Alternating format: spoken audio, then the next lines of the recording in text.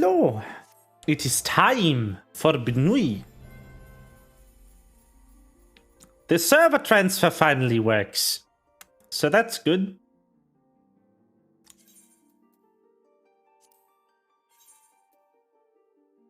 I've taken advantage of it immediately. And both of my characters are now on the same server. Although you should know that server transfer is only available once every 3 days. And there's also limits to how many characters you can have on a server.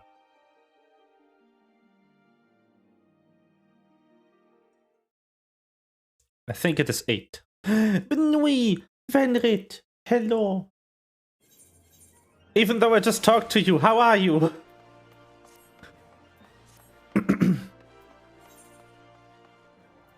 Alright, I need to talk to Melvin. Why did I teleport here? Oh, it's the server transfer, that's why. But even though I just talked to you, how are you? Do you have permissions to invite my side character to the guild? Like, or better asked, who does?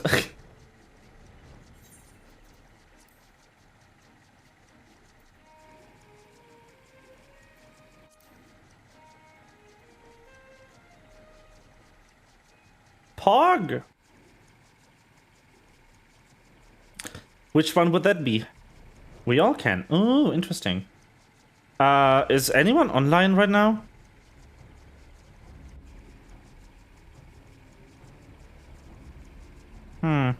Doesn't look like it.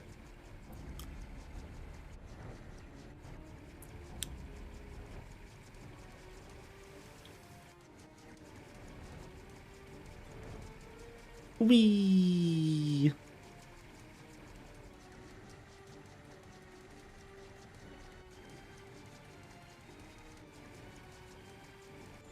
There we go. I understand. I speak of no normal wall of water, which Leviathan makes ready to conjure carries a more destructive power than aught seen in nature. Enough to raise entire coastal settlements. If its last attempt is any guide. We cannot suffer history to be repeated. Yet how in the seven hells are we to prevent it? Who knows?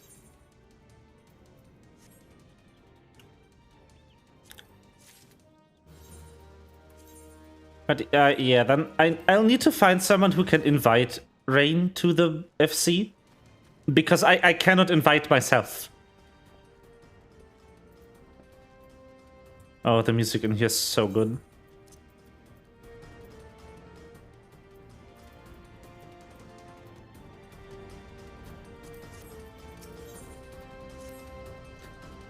Though our plight cries out for action, we must take thought. So long as Leviathan remains in the open sea, he's effectively beyond our reach. Our fleet is second to none, but of that you may be sure. I'll log on soon, then you invite me? Okay. But don't just log on for me. I'd feel bad if you did. I'm not saying you are, I'm just putting it out there. If you're logging in just to invite me, please don't.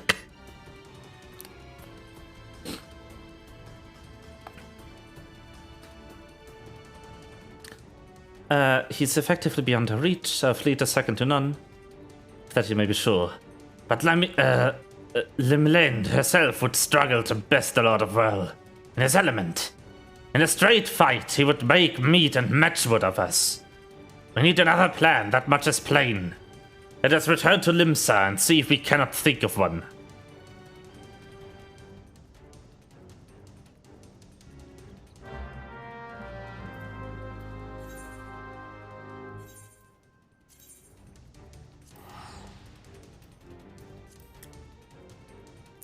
But one more chapter on hard mode. That sounds cool. I don't know how long, like, how far into the story is the first part? Where does it cut off? I haven't played the remake. I don't have it. Like, at all. I don't own the thing.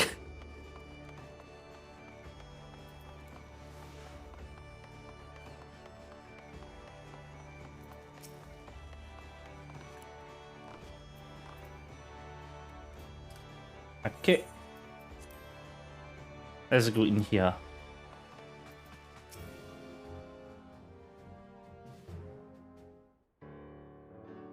There used to be a hamlet beyond South Tidegate in All of Western Midgar. Evolution.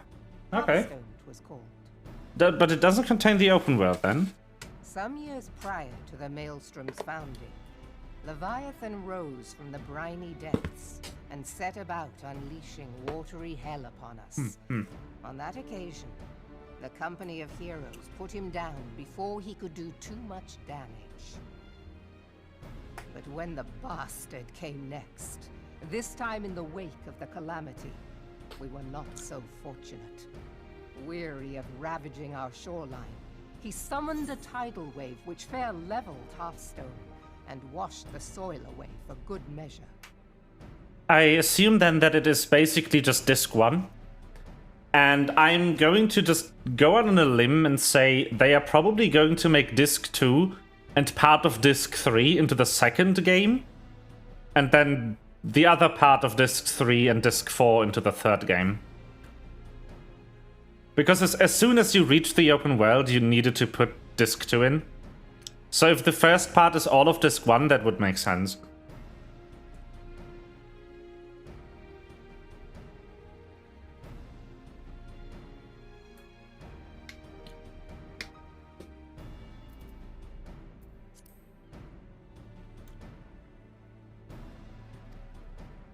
The area was subsequently occupied by the Sahagin.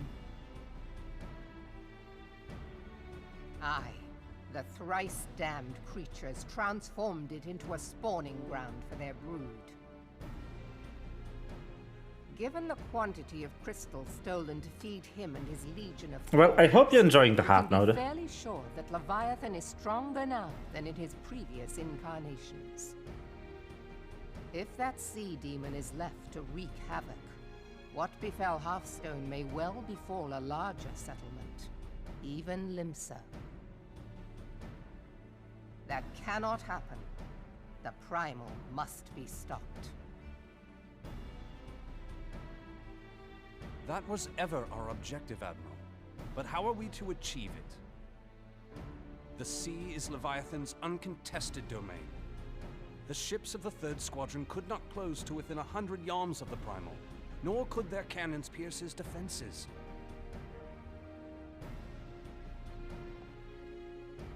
I have read the reports, Master Thancred. Our warships may as well have been bloody pleasure barges for all the good they did. 7 hells! Is there no way that we might strike back? The Company of Heroes defeated Leviathan, having first lured him into an inlet, but we must needs contend with him upon the open sea. It will avail us little to consult past experience.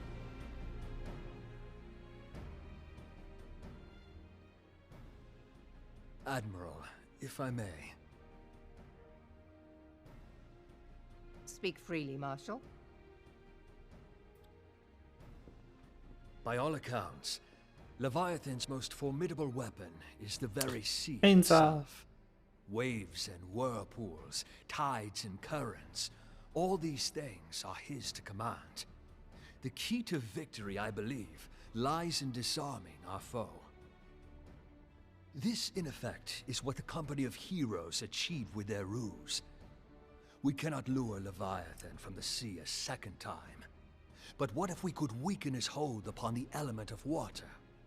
I have heard of devices capable of such wonders. They draw upon the power of corrupted crystals, I am told.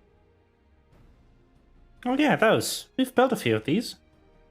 If mounted upon a ship, such a device might be used to prevent Leviathan from bringing the full force of the sea to bear against us, rendering him no more dangerous than any other sea serpent.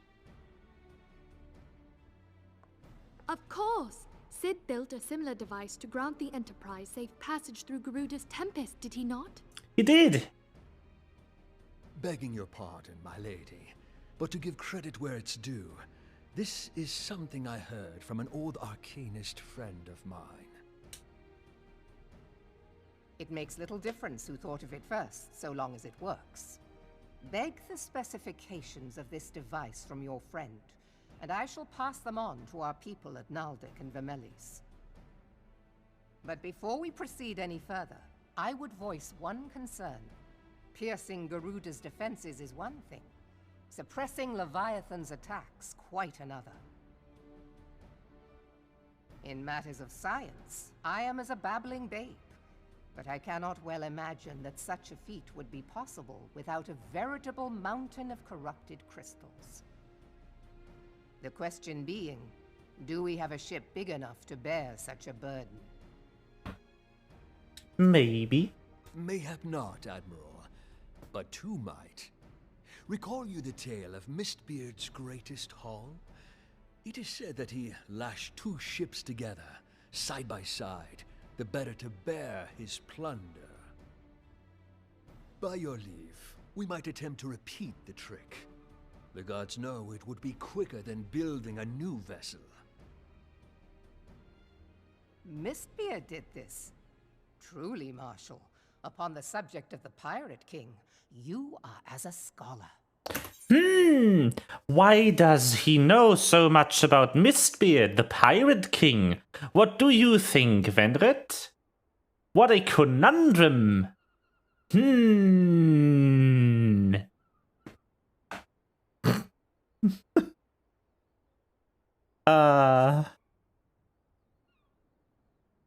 Now, from what I have gleaned of these matters, the device will need to be in close and constant proximity to the target.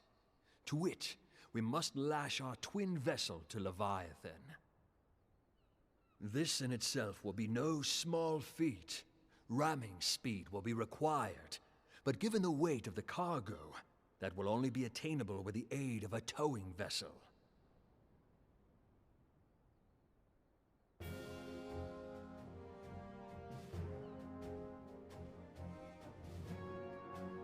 Suffice it to say, the task of piloting said vessel will entail considerable danger, and I would not ask it of another. I volunteer myself. 'Twill be dangerous for all involved, but we have no better recourse. Very well.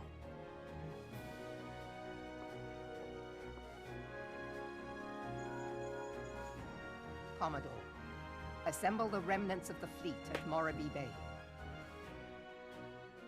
Give priority to our soundest vessels. The repairs can wait.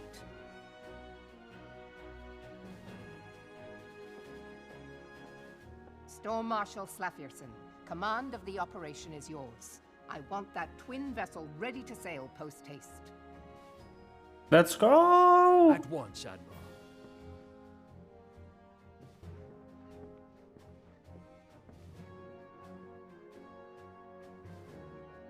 And then there is the small matter of slaying the beast. The fate of Limsa Lominsa rests upon your shoulders once again. Go well, warrior of light.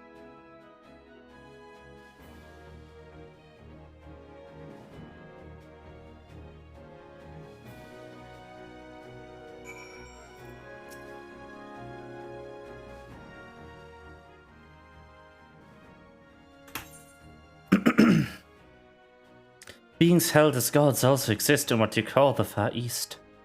Legends tell us that they walked among us in days of yore, but I confess that I never truly believed in them. That I should live to behold one is humbling and horrifying in equal measure. Now that I have come face to face with the Primal, I begin to understand why the Galleans fear them so.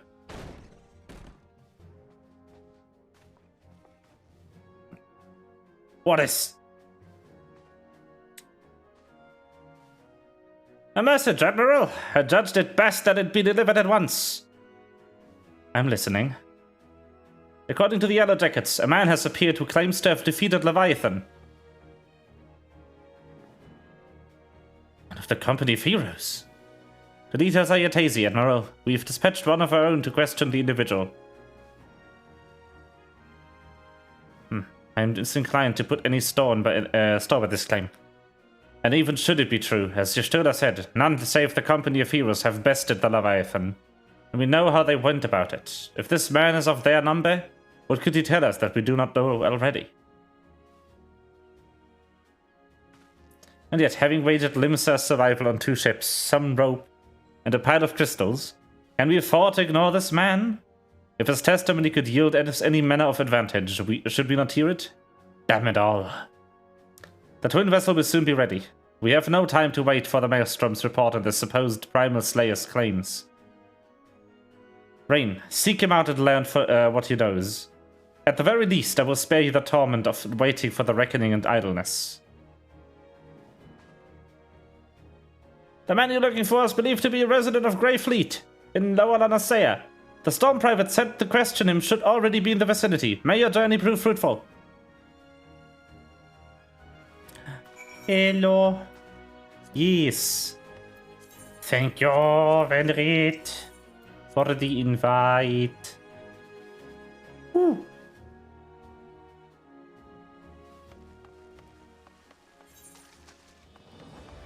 Yee. Hello. All those people that I know.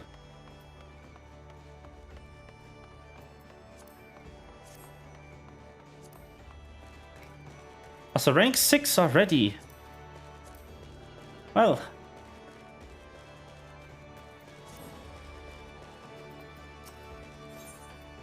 Next week is when the gates for the roulette open, isn't it? The grand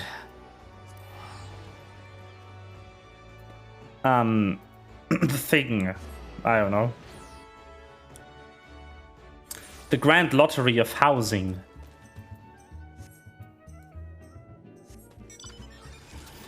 That was next week, right?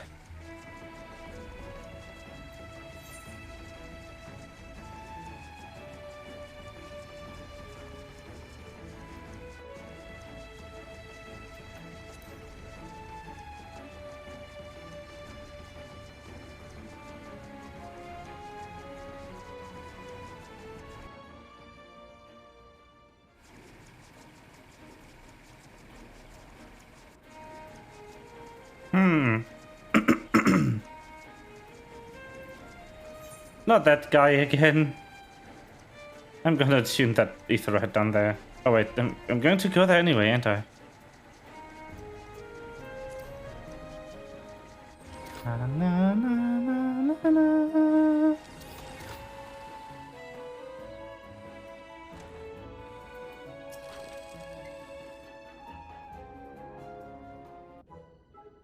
Now look here, you.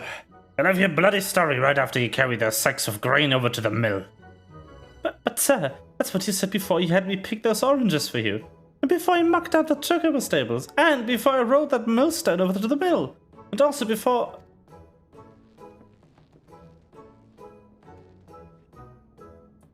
Gods, man, I've worked 3 days straight without a wink of sleep. 3 days! And do you hear me complaining? Bah, suppose some of us are made for the rougher stuff. Alright, I give you what you want. Never let it be said that old Tractor ain't a generous soul. Now pick up your ears, cause I won't be repeating myself. Too modest, see? Besides, there's only so much epicness a man can take one sitting. You can? The tales tracked Tom's epic victory over the dreaded primal Leviathan.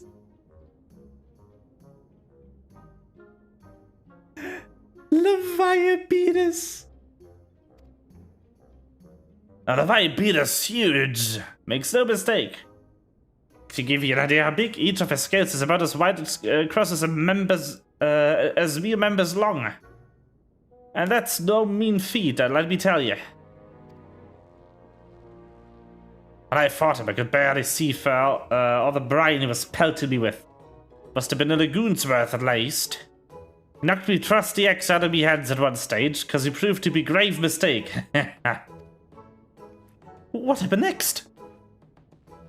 Why, I grabbed him by the tail and tied him up in knots, but don't wanted to take all the glory for myself. And we made the company of heroes handle the rest, like I said. I'm modest as well as heroic. Maybe too modest. Well, there's some say you can never truly beat Leviathan. That you've got to learn to live with him and make the best of a bad situation. Not the company, though. Bruh. Ah, it's you! Dude. I'm sorry, I didn't mean it. I was just enjoying the attention is all. I take back everything I said. I was never part of the company of heroes. I'm no marauder. I'm actually a complete coward. I'm nothing but a chocobadang. I'm the maggots you find wriggling in chocobadang. I have to lie to women to tumble them. And that don't happen much. My member's tiny, it's pathetic. My dick's small. Oh no.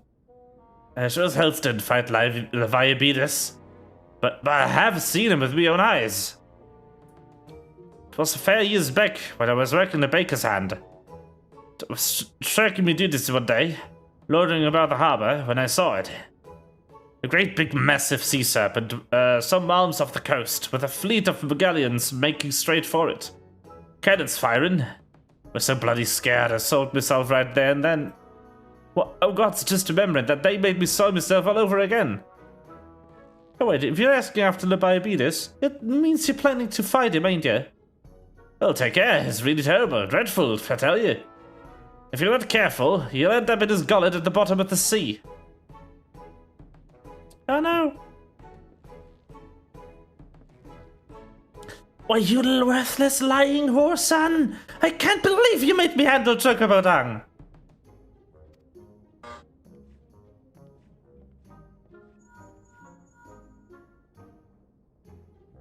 Rain, this has been Philia. Were you able to learn aught of use against Leviathan? Beg your pardon, Leviathan? I see, that is unfortunate. At any rate, I have tidings for you. The twin vessel is now complete. We are idiot at Murabi Tridox. Pray make your way here as soon as you're able. Leviathan! What is this? A fucking Leviathan! I cannot. I am dead. Leviathan. Amazing. Ah. No. Wait, what do you mean? Oh my gosh. Why?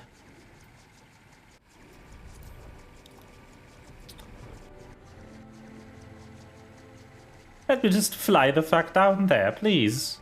Thank you. What? It's just the sea. Why you do this? Why?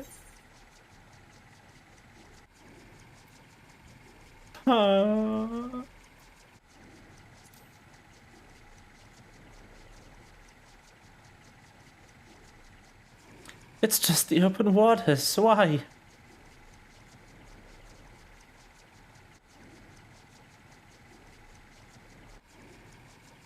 Ma. Hello. I'm told you, John, to the Grey Fleet provided fruitless. My sympathies, lad. I'll wager it served you take your mind off events of recent days, though.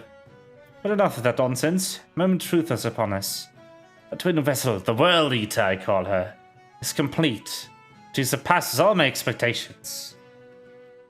In addition, her prodigious tonnage, she's been fitted with a platform that you and yours might maneuver freely in battle. I would mention also that she's nigh unsinkable, but I'm not one to tempt fate.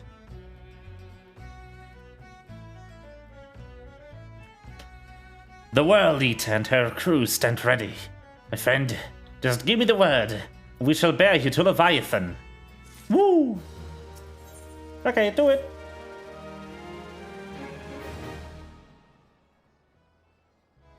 Leviathan, Leviathan. Meh, meh.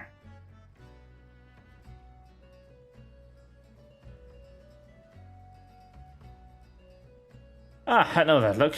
You're ready. Having been constructed in some haste, the World Eater may not be pretty, but I'm sure she's capable.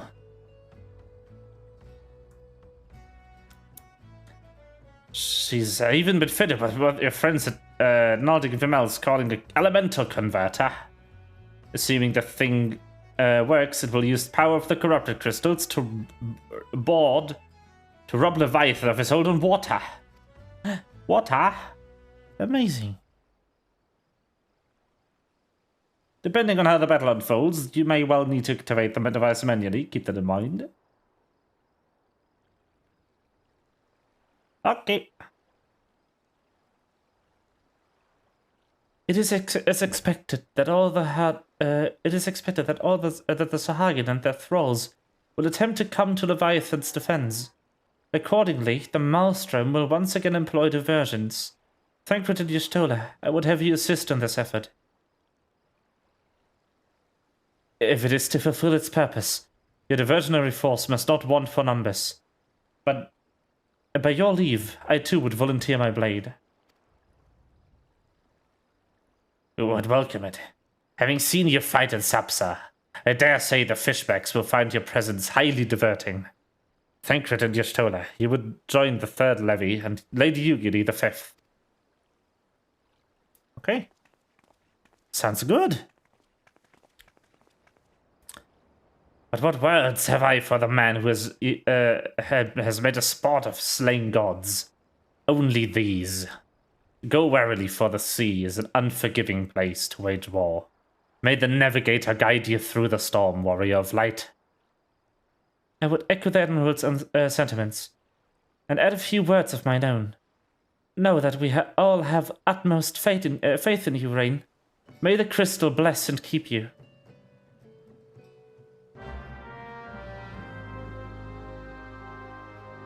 It is time to murder a serpent.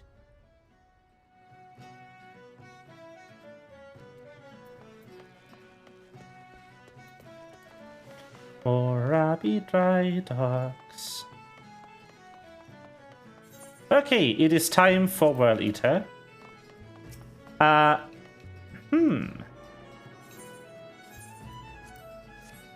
Fenrir, would you like to join?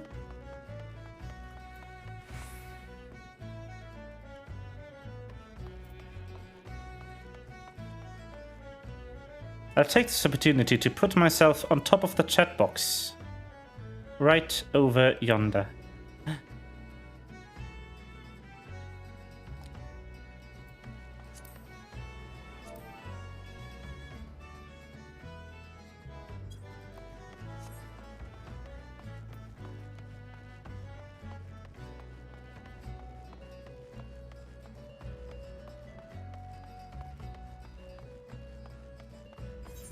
Leviathan, Leviathan.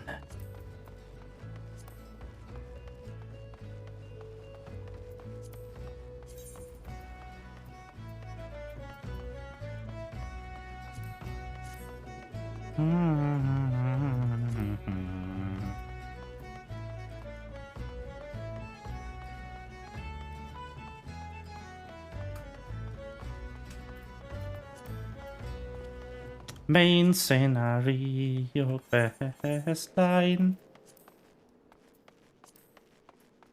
We're here, right? Yeah. That is 1, 2, 3, 4, 5, 6, 7, 8, 9, 10.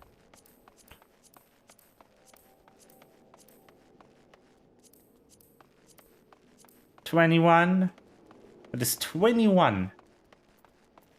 With 8 quests per thingy.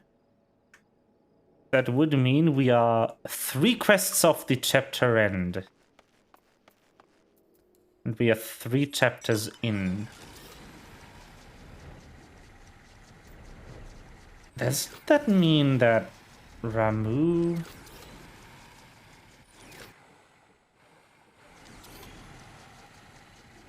Did they bundle 2 of them together?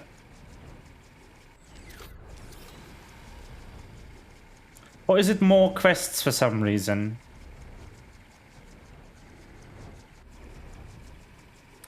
Shouldn't there be a Ramu fight in here?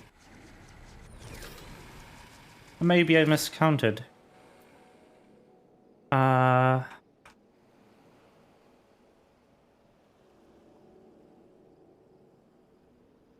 Hold up. Main scenario quests. 7th Astral Era. Ra. Ra. Ra, ra, ra, ah, ah. We are in Lord of the World, which is like literally this quest. Oh, there is more. There's actually about 50 of them. Interesting. Well, I guess Venrit does not want to join. In that case...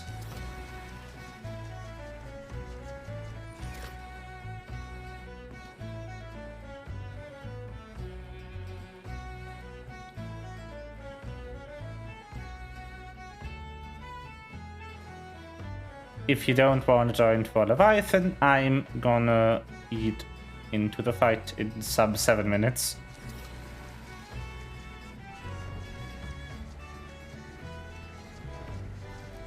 I guess I'm just gonna land on this massive crane or something.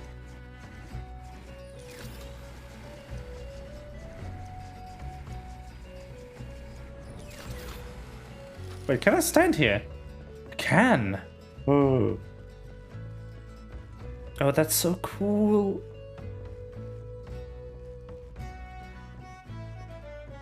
And look everywhere. You can see the stars. Oh, this is pretty.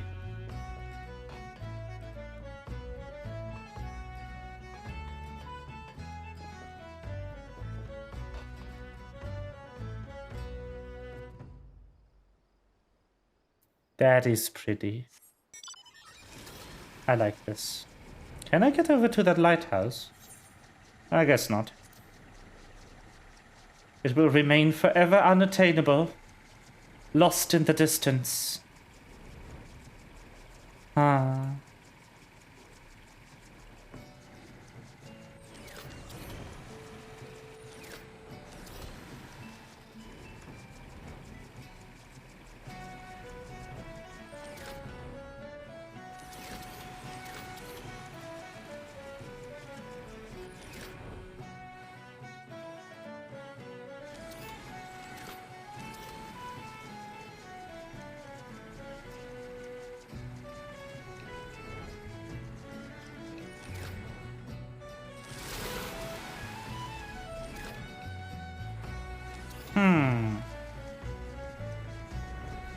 Wee. I'm just literally walking around. So yeah, DPS queues. They are great. Are they not? The answer is no, they are not. So this is then quest number 21 out of about 50. That is good to know. That means there's a good 10 quests more than I expected. But that just means that I would take about three streams to get through this. That is not counting the final cutscene though. Ooh. I'll need to see how next stream leaves us. Because that last cutscene, it is long.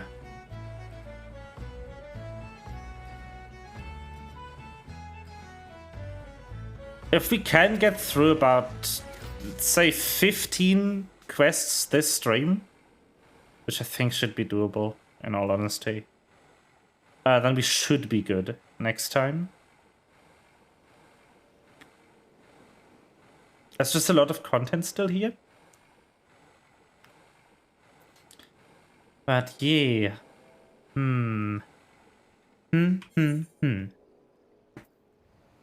Difficult.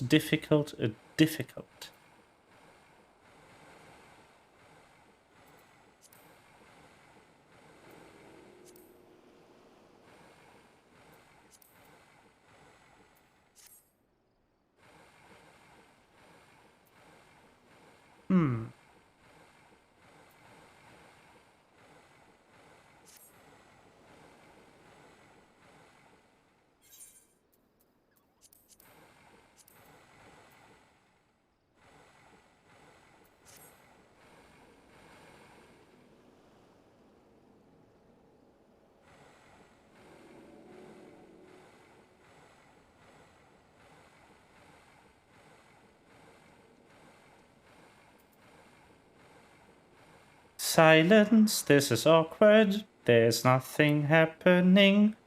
Why did I play? Why did I choose to play today a DPS in class?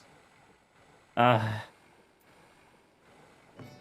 should have picked a healer. But the only other healer in the game that I can get before Heavensward is level 60 start.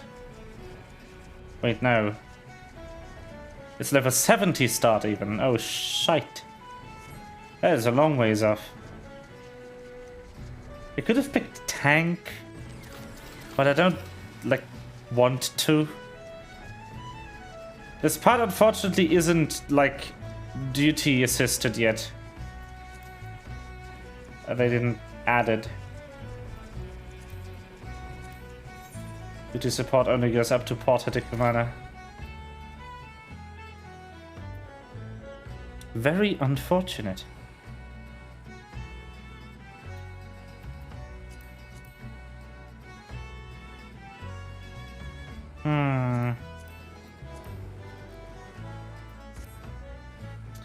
And the regular duty support NPC stuff doesn't begin until way later.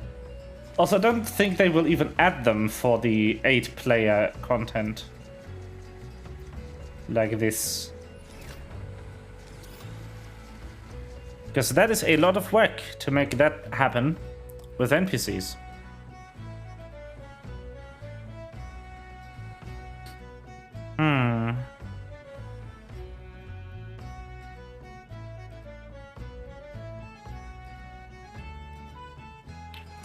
Especially so if it isn't designed around simple evasion patterns and such, but actually has stuff that you need to interact with. I don't know. I am not sure.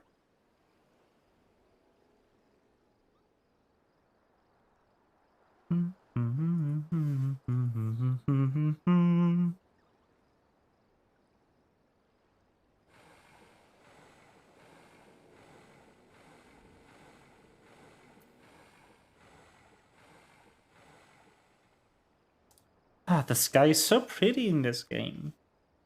There's so many different colors. And it is twinkling. I wonder how they did that.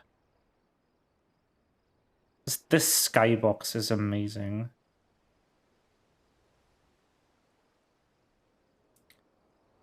Like there appears to be a static layer. And then a moving layer that actually twinkles. It just creates this amazing look that I really like. I love this. This is amazing. Venrit locked out. Okay. I guess that means that Venrit definitely won't be joining me for Leviathan.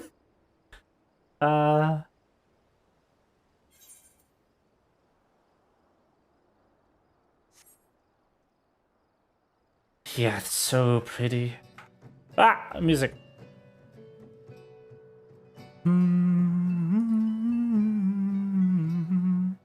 Ba, ba, ba, ba, ba, da, da, ba, ba, ba, ba, ba, ba.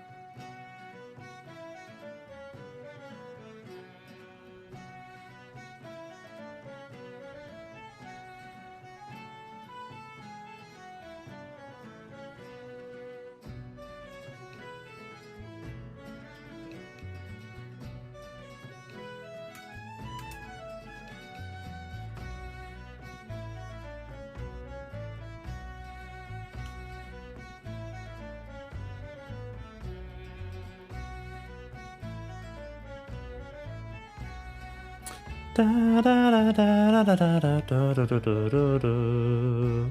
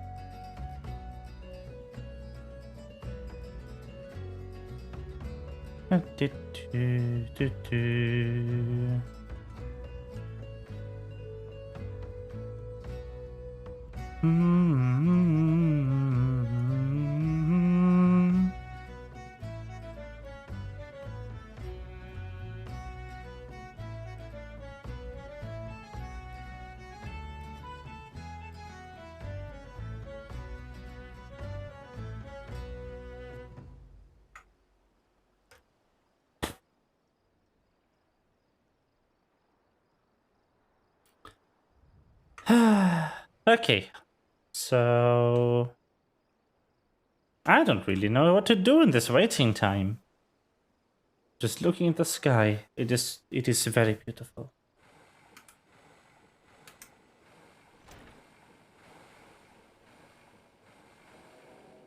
But sometimes I just really wish I had faster queue times, especially in this content. Leviathan is good, but it's so old and nobody plays it anymore unless they are new to the game or they are doing roulettes. But roulette reset has already been a while ago, so I cannot really count on that either. It's unfortunate. I don't like it.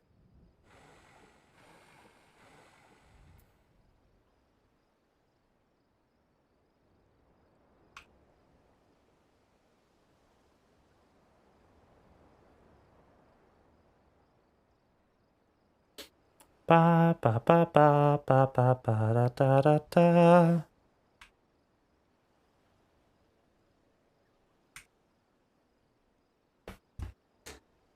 Okay, so we are now about 3.5 minutes above the projected time. Great. Good. Amazing. Who doesn't love it?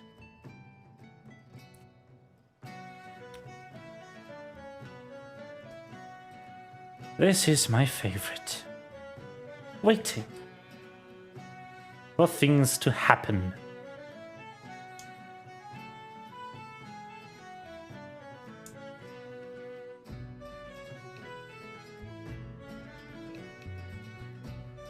Good.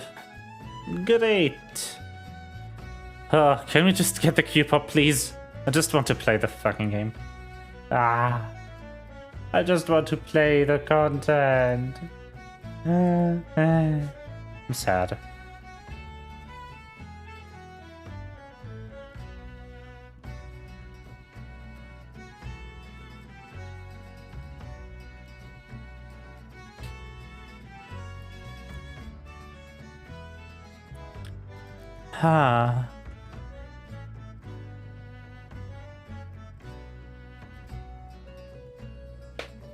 Ooh.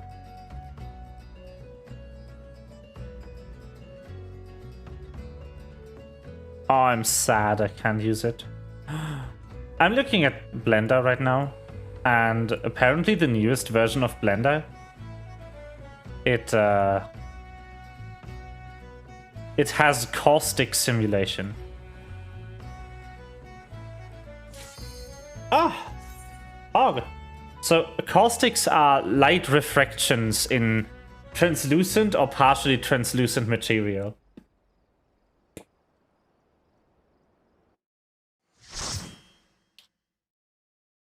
Like what happens if you put like a glass of water down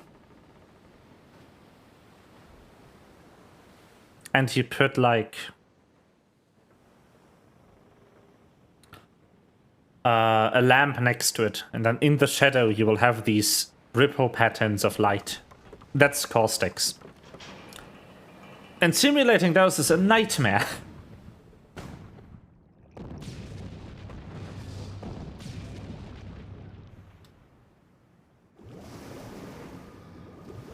It is a proper nightmare.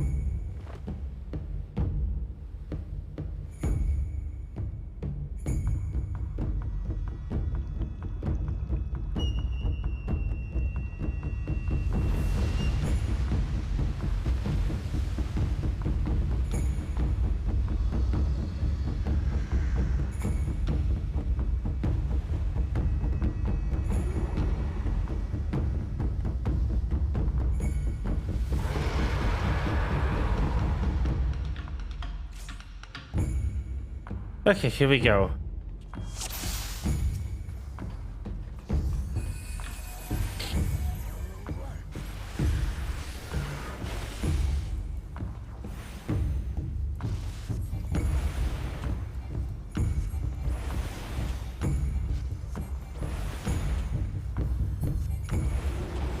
Oh no!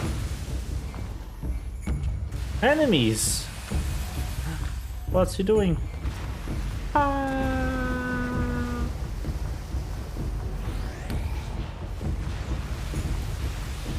That is indeed the mage one. Okay. That is the one I want to hit.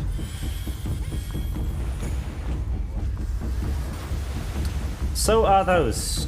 We want to kill these as soon as possible.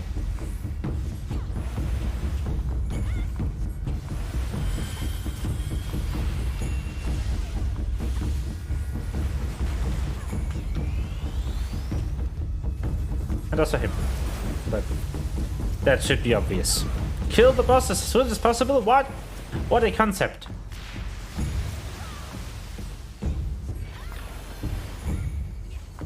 Imagine going fast in a video game. Unheard of. No one has ever gone fast in the history of games. Okay, so these are a bit annoying for healers because they explode when killed.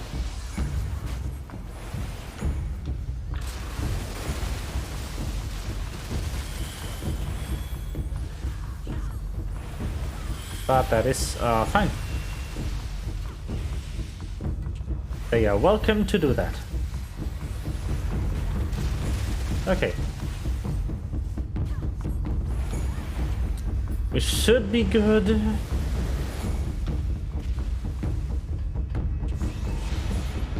That might have been early. No, it was not early. It was actually right on time. Woo!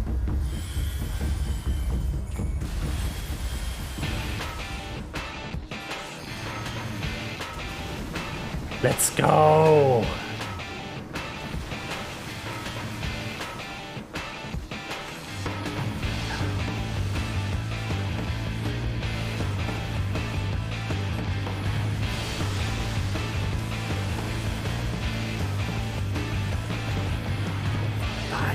Leviathan.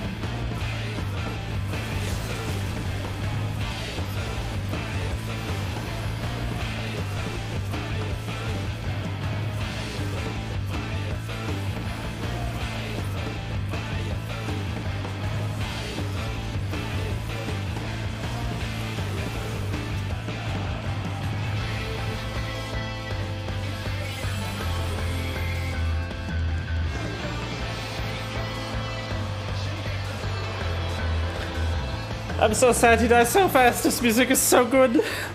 I need to just fucking play it on stream, I guess. I don't have the equestrian scroll, do I? Whatever. That was short. For all the wait.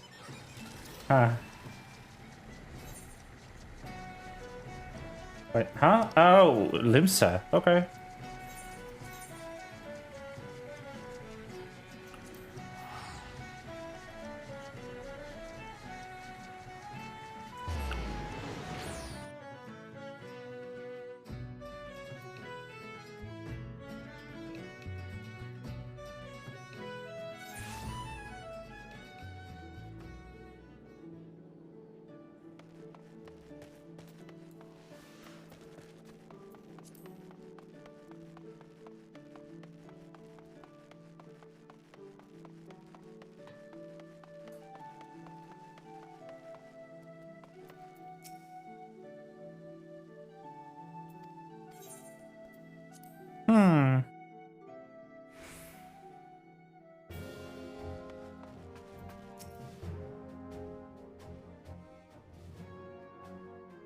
We Lominsons are sworn to strive, till sea swallows all. And swallow all it would have, had Leviathan prevailed.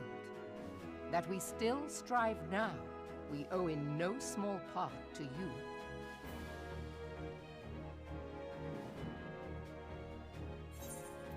You're welcome.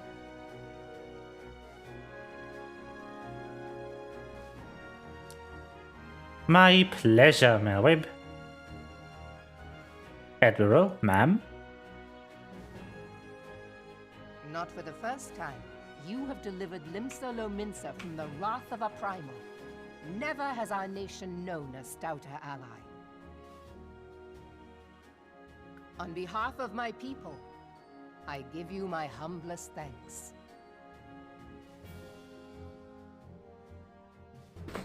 You're welcome, Melweb. 'Tis meet that I give thanks to old Mistbeard, too, for his fine solution. Whatever else he may have been, 'tis clear he was a resourceful soul. Would that I had a man like him in my service.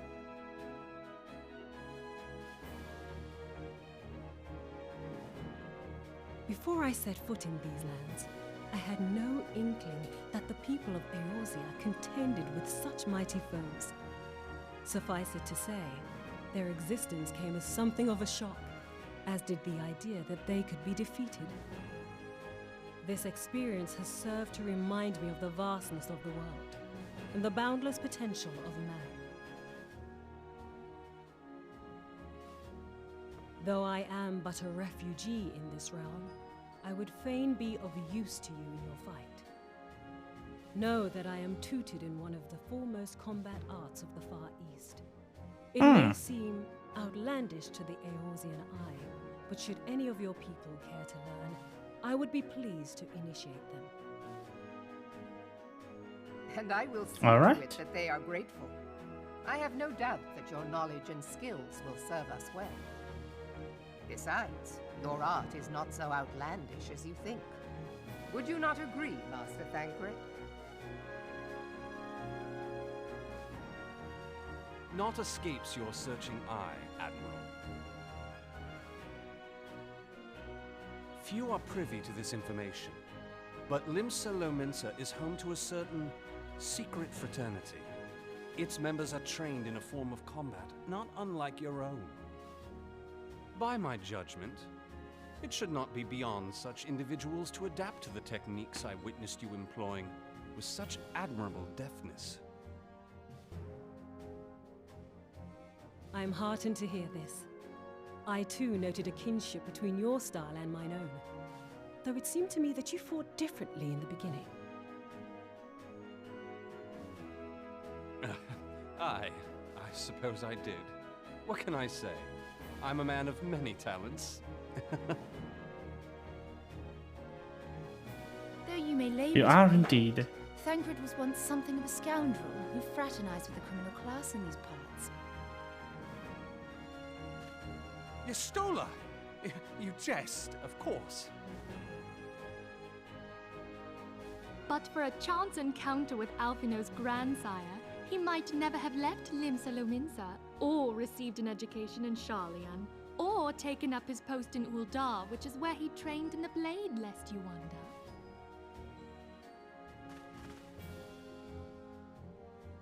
Minfilia, please! Ah, It would lovely. seem there is more to you than meets the eye, Master Thancred.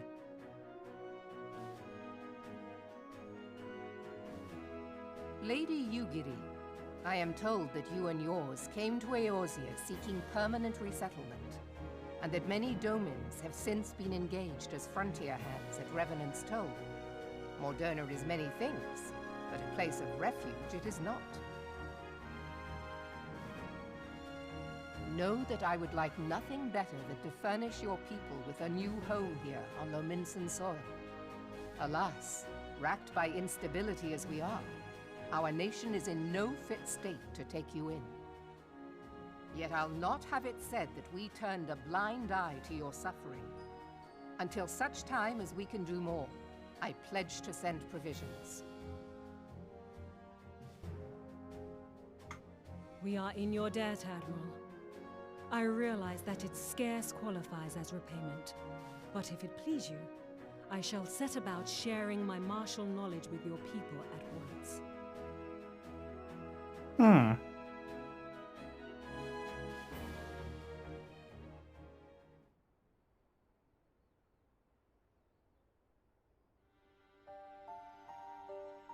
You wished a word in private.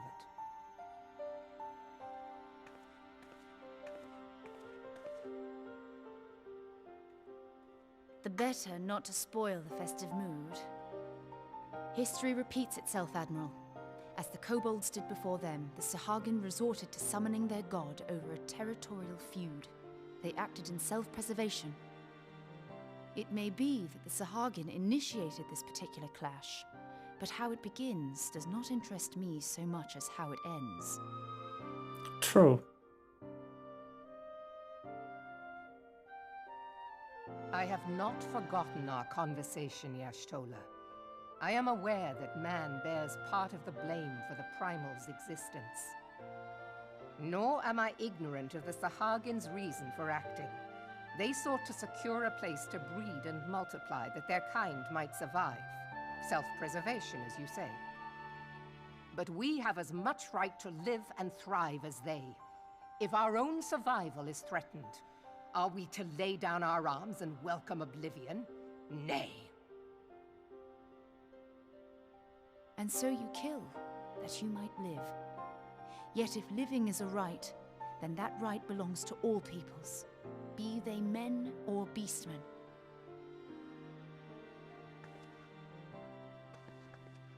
I'll not deny your reasoning. But when a storm gathers, it falls to me to see my people safely through it. That is my duty, and I shall do it. Okay. Sheesh. As must we all, Admiral. Stay the course then, but know that it will lead to no good end.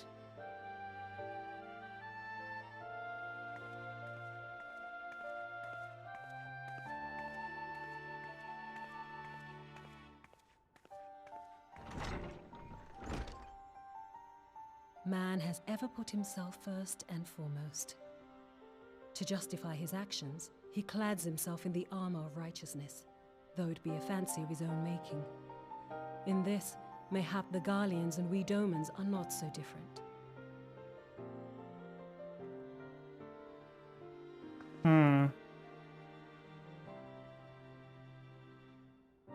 Eorzea has become as a raging sea.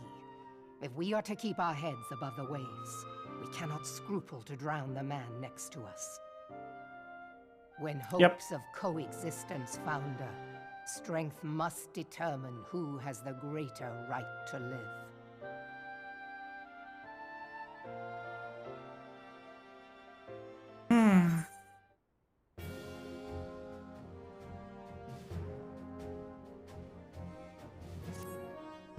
Well then.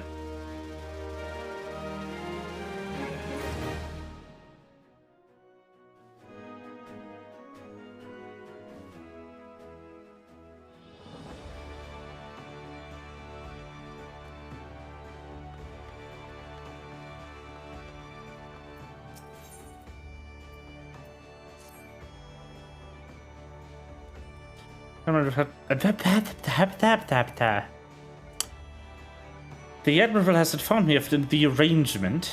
My keeping a letter of introduction for Lady Ugiri. To the south stands a gate leading to a pier for smaller fishing vessels.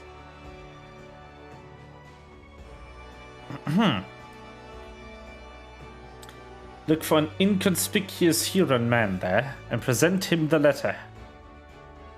He serves as a gatekeeper of sorts. But before you go, I'm obliged to remind you that the members of the fraternity to which you would be introduced abide the shadows of limits in society. They value their independence more highly than pirates, and are united by a bond stronger than Mithrin. To wit, they are invariably wary of new faces. Though it be penned by the Admiral herself, mere words on parchment will get it only so far, and the confidence. You must work for every ounce of their trust. But here's the letter. Go to the aforementioned place and show it to the aforementioned man. Oh, and good luck. Okay, then. Good luck it is. Oh my god.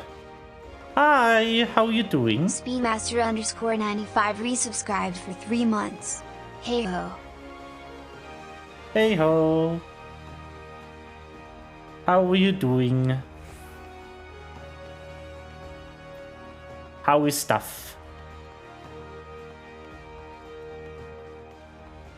Quite fine. Nice. Nice. That is good to hear.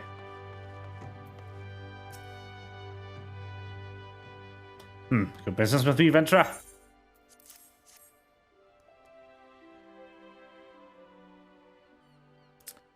Doing a lot of work in the garden lately? Oh, nice. Yeah, I still don't have a garden, but I'd honestly be overwhelmed with it. I love gardens, but I have no time. So you're the man, Admiral. So the person Admiral sent word for. Cannot read today. Wow. I was hoping I might catch a glimpse of Thancred too. Been a while since I saw his shite-eating grin. But what without doe-eyed wenches about, I expect he got his hands full. No time, yes. And you must be the Far Easterner that Merwip says wants to train with us. Welcome to Limsa, my lady. I am Yugiri of Doma. 'Tis an honor to make your acquaintance. I must confess, when first I learned of your organization, I had certain preconceptions as to the nature of your membership. It would seem I was mistaken. That is true. That is true. You always have time for stuff that you get obsessed with. That is completely right.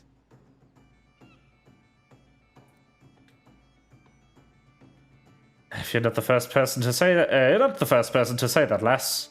Limsa is the city of pirates, to be sure. And pirates don't give two farts about keeping a spotless reputation. They hardly need a secret society to do their dirty work. Might be as my people, and I keep to the shadows, but we've got nothing to be ashamed of. It's simply better for business that we remain unseen. Sure, I do have time today. I can hop on for a few hours. Then what in the seven hells are we waiting for? If you come with us, you Gary of the What's-It, we can get acquainted with more private surrounds. Ah, that didn't come out right, did it? Nice, yay. Master Ring, I shall remain with these people for a time. I might study their ways. Though I am loath to be separated from my countrymen, I take solace in the knowledge that they are in the best of hands. You have been true friend to us, Domans. No words would suffice to express my gratitude. Ere long, I hope to begin imparting my martial knowledge to the people of Eorzea. When the time comes, it would be my honor to welcome you as a student.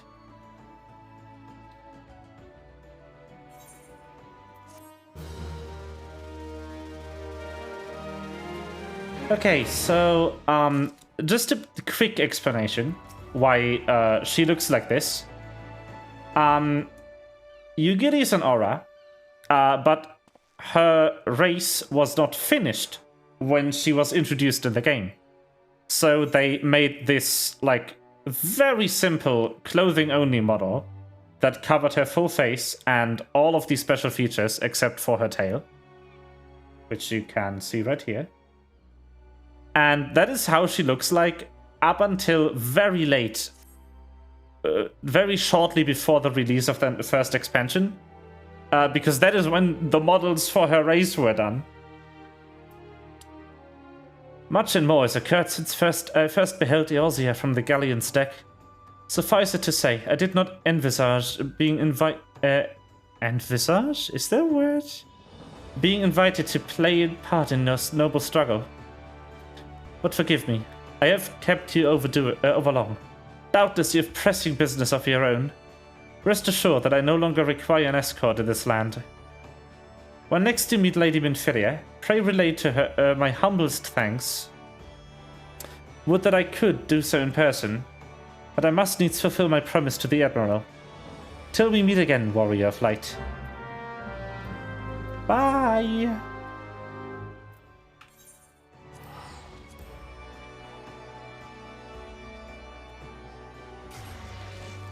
But yeah, so, what are you doing with your garden, lately? What are you up to? More, are you going more for crops, or more for just decorative plants?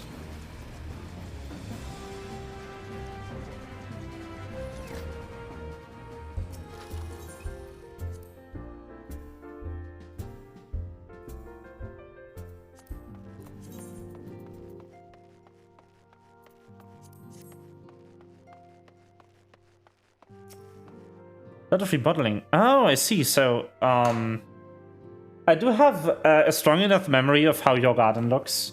So, yeah. Decorative except for chilies. Oh, yeah, I remember those. I hope those are doing well.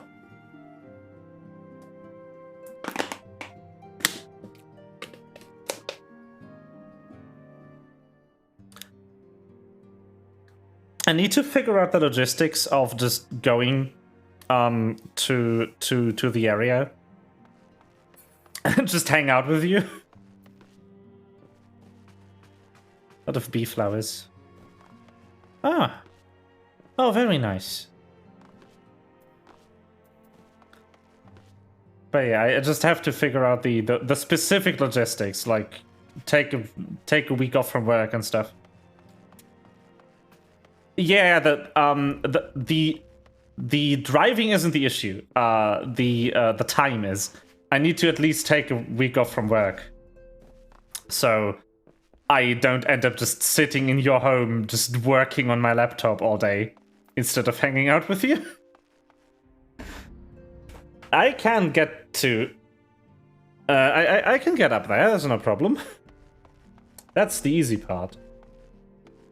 But I don't think I'll be able to take any vacation days before September, because I already have taken vacation over Gamescom. And I do need at least a month of headroom for my boss to greenlight any vacation time.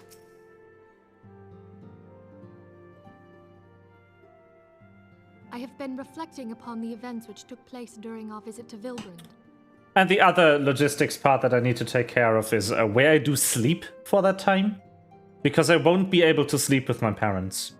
So if we do want to just hang out, then I would need to like sleep at your place. Yeah, exactly. Perfect. But yeah, I'd love to. Just honestly, I haven't seen you for like what it is, 18 months at this point? Too long.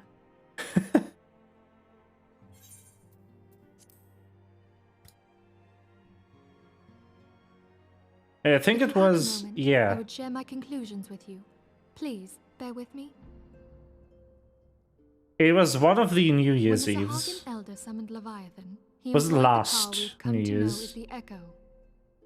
Though I cannot well explain the how of it, it would seem he became immortal in so doing.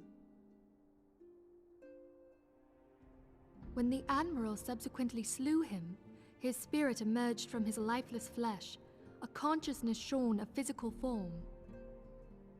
Thus transfigured, he took up residence in the body of his minion with the ease of a man donning a favorite glove. Long have I known that the Echo allows one to pass through the walls of a man's soul. But never did I imagine that it could free us from our own flesh, nor less that our souls could then occupy the next corporeal vessel to take our fancy. It was of this that Elizabeth spoke, an existence which knows neither cessation nor oblivion. And yet, though the Sahagin had mastered his gift and thereby become immortal, he was by no means invulnerable. As we both bore witness, he was ultimately absorbed into Leviathan. And the import of this observation? If the Ascians' mode of existence is indeed the same, it can be inferred that they too are not invulnerable, that they can be destroyed. There exists a legend which tells of souls who are reborn upon the cusp of each umbral calamity, that they might stay the encroaching darkness. To most, it is but a fairy tale, yet recent events have given me cause to wonder. Could the legend in fact refer to the Echo? Much and more yet remains unknown, but I am confident that all will become clear in time. For the present, however, what matters is that the key to defeating the Ascians may at last be within sight. With Urianger's aid, it is my hope that I shall fathom this matter ere long.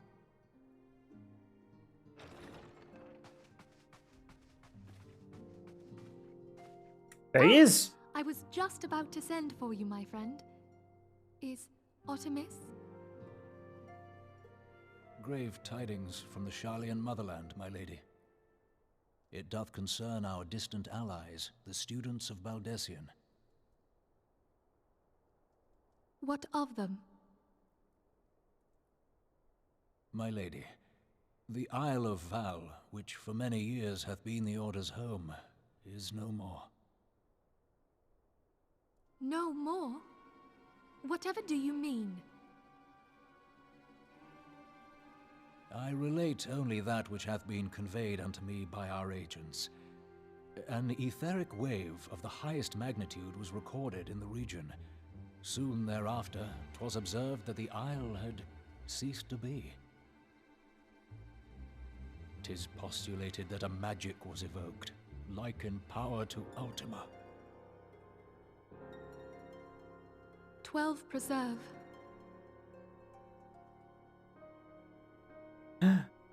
Oh no!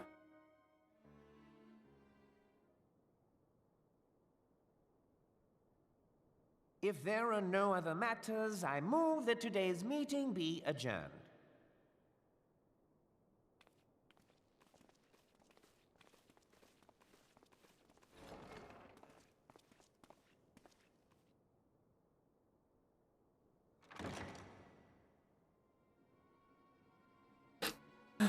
The atmosphere, the lighting.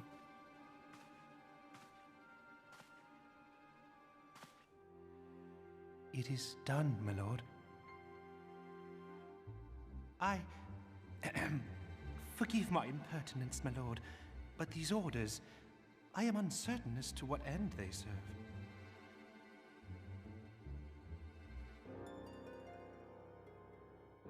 Revolution.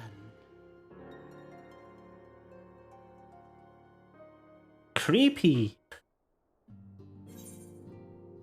Creepy potato man. Nope. None of these are good.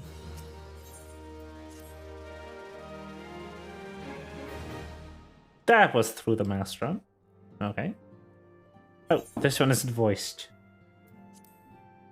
Ah! No, damn it. Okay, I lost that first. The child with the mustache. That is a man, yes. That is the tallest that entire race can ever grow. They are potatoes. It's just small. Don't question it. It's been a race that's been around in the franchise for the better part of, I think, 21 years now. Yeah, still 120. Yep. They are small indeed. But what they lack in bodily size, they make up for in mischief. That man is not nice. No, the Velt's not to speculate. Urianger will send word if there are any developments. Until such time as he does, we must remain firmly focused on that which is within our power to change. With that in mind, I would speak of a different matter, one closer to home. It concerns etheric fluctuations which we had previously attributed to good King Mughal XII. That the king is no more is a blessing for which we have you to thank. Yet all is not well in the Twelveswood. Our latest readings reveal an ongoing etheric disturbance of considerable magnitude. They may even suggest the presence of a primal. Needless to say, the mere possibility warrants immediate investigation, and I would have you... Celia, I do not wish to interrupt, but we have a problem. What manner of problem? A band of refugees hailing from Uldar this time are come to Revenant's toil seeking asylum.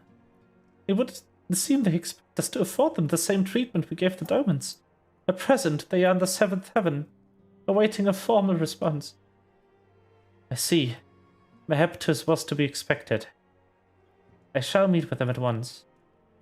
Yes, Celia, you know full well we haven't the resources to accommodate many more people.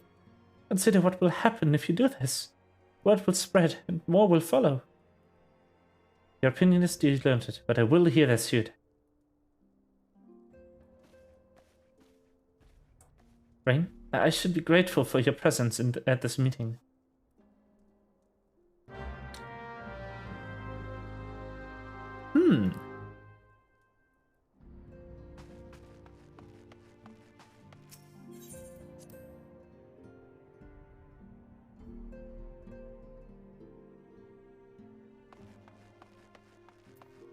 Whee!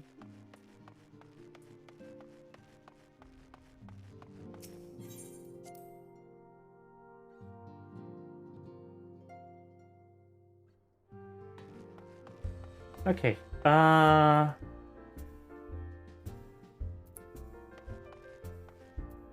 we are. You over there. I apologize for keeping you waiting. My name is Minfilia, and I lead the Science of the Seventh Dawn. 12 be praised, it is you! We are ready and willing to work, same as the Domans. Just give us the task, and we'll see it done. Pray calm yourselves. I appreciate your enthusiasm, but I know naught of your situation. Beg your pardon, antecedent. I ain't so good with words. We've been living off scraps in Uldar for years now, trying to piece together a life to replace the one we got took. They say this work, but there's naught for an honest man. Naught as would sully a soul sooner than his palms any road. The flames do what they can for us, of course, but it ain't enough, not nearly. And that's only us. When the calamity brought us to our knees, those rich bastards in the city didn't help us up. They climbed on our backs. Don't pretend to be clever, but even I can see what's coming. I knew we had to run, but the only question was where. And then it came to me. Revenant stole. I mean, you took them foreigners in, didn't you? So you'd surely do the same for us. I fear the situation is rather more complicated. While it is true that we accepted Doman's petition for aid, that decision was the product of extraordinary circumstances. I sympathize deeply with your plight, but pray understand that it is not possible for an organization of our means to aid all who have been affected by the calamity. And so it is with great regret that I must deny your request. But we've nowhere else to go. You're turning your back on us. If I might have a word. Tataru, is aught amiss? Ill tidings from Uldar, my lady. Elfino has been wounded. What? How? Is it serious? I cannot say for certain, but I fear it might be. According to the flames, the refugees started a riot. They went wild, apparently lashing out at any and everyone. That can't be right. Why would they? They must be provoked. The demonstration was meant to be peaceful. 7 hells, now the Blades have an excuse. They round us up and kill everyone who tries to resist. Antecedent, please. If you won't help us build a new life, at least help us keep the ones we've got. Excuse me. My lady. We're not ones to stand idly by and watch innocents suffer. However, until we know more of the circumstances surrounding this riot, I'm not certain what aid, if any, we can provide. If the authorities determine that the refugees attacked without provocation, then those responsible will have to answer for their actions. How can you be so blind? Find Alfinos and quickly. If he's in danger, or worse, I would have you find I would have you and none other by his side. Thank you. Pray do not concern yourself with the matter when we were discussing earlier. Eden Papalima will see to it. Alfino is being treated at the Hourglass. Hurry, Rain. No. Not Alfino. I like him.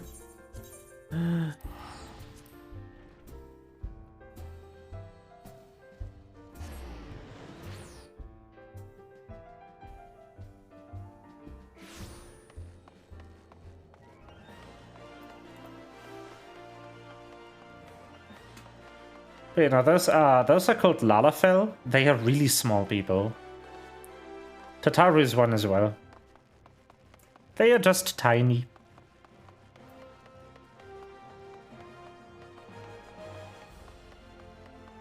See, there's more. So many of them.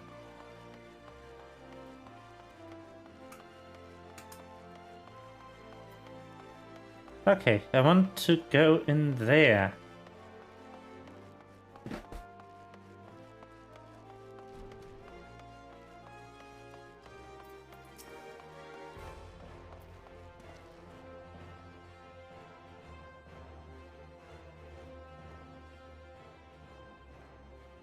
Come, you must have gathered by now that Tataru is given to exaggeration.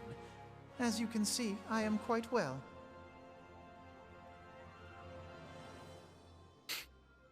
Ul'dah, on the other hand, is not. This riot was anything but an isolated incident. There is a restlessness in the air. Tensions long simmering are at last threatening to boil over.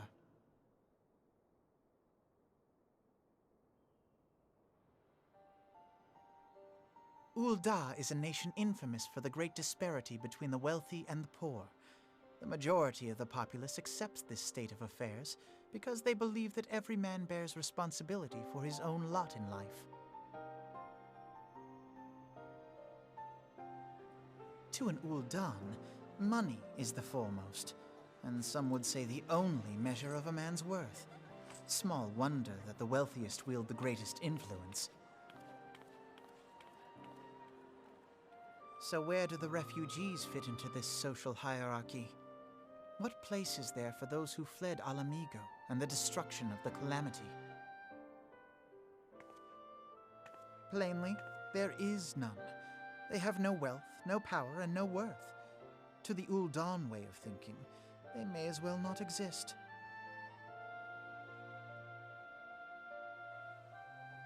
Choosing to ignore their existence, however, is patently not an option. General Rauban and the Sultana understand this, which is why they ordered the Immortal Flames to provide the refugees aid and succor. Yet none would dispute that the expenses incurred by this policy grow by the day, with no end in sight.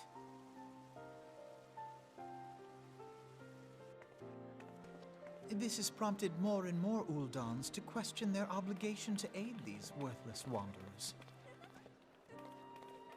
while more and more refugees have come to resent their treatment at the hands of the sneering citizenry.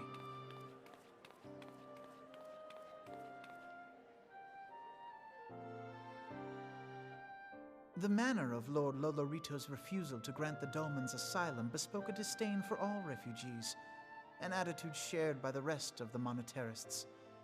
And you may be sure they make no effort to conceal their opinions. It was only a matter of time before the refugees united in protest, nor is it any surprise that some among them would ultimately resort to violence.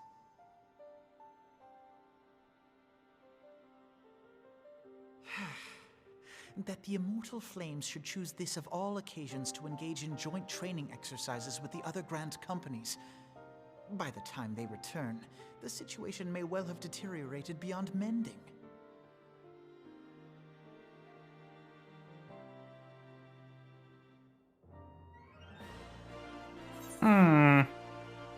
That doesn't sound good. That's an earring. Yep, worthless. As I told you before, it was all but inevitable that an incident of this kind would eventually occur given the rising tensions with the Sultanate. Nevertheless, I have reason to believe that this particular riot may not have begun spontaneously. Have I piqued your curiosity? Good. Then you will accompany me to the Hall of Flames. I would hear what General Reborn has to say upon the matter.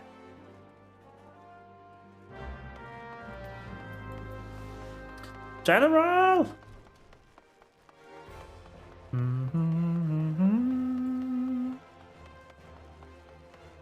Robot!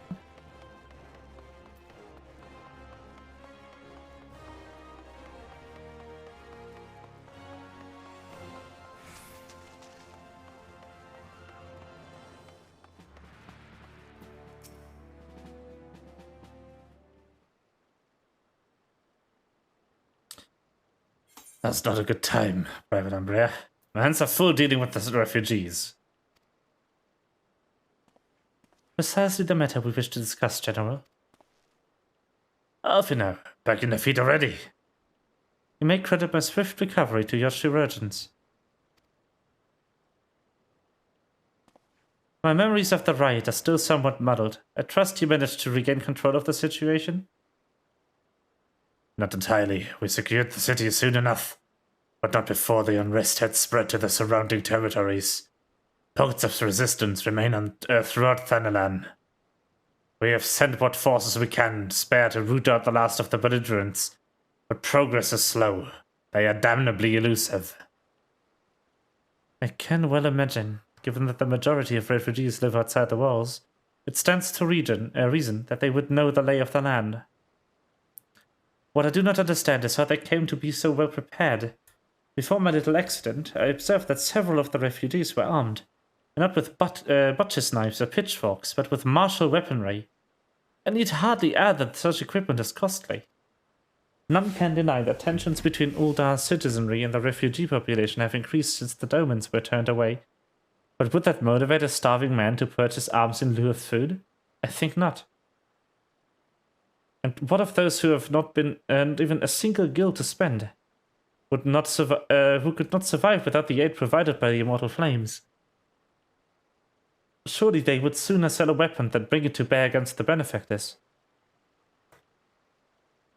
Come to the point.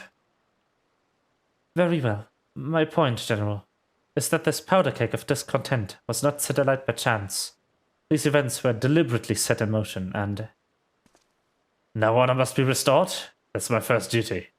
Until it is done, any investigation can wait. I do not have time to discuss this. My scouts will be returning anon.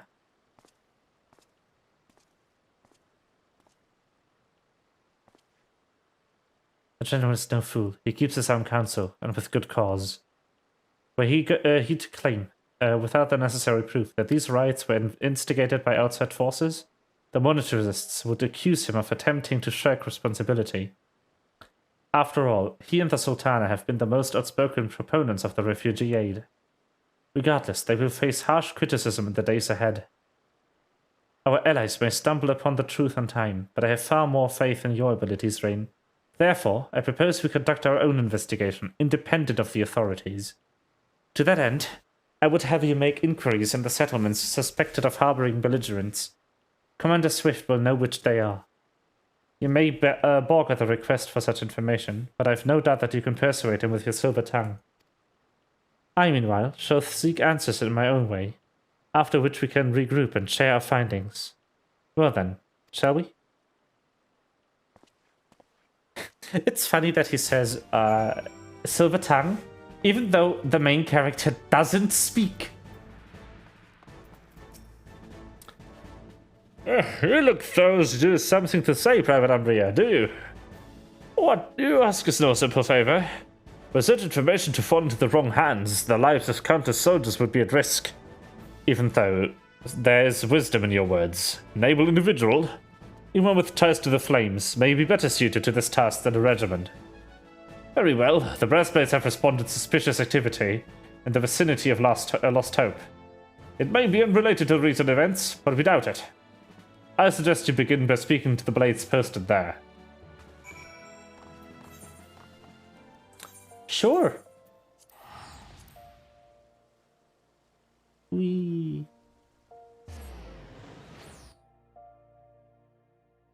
teleport.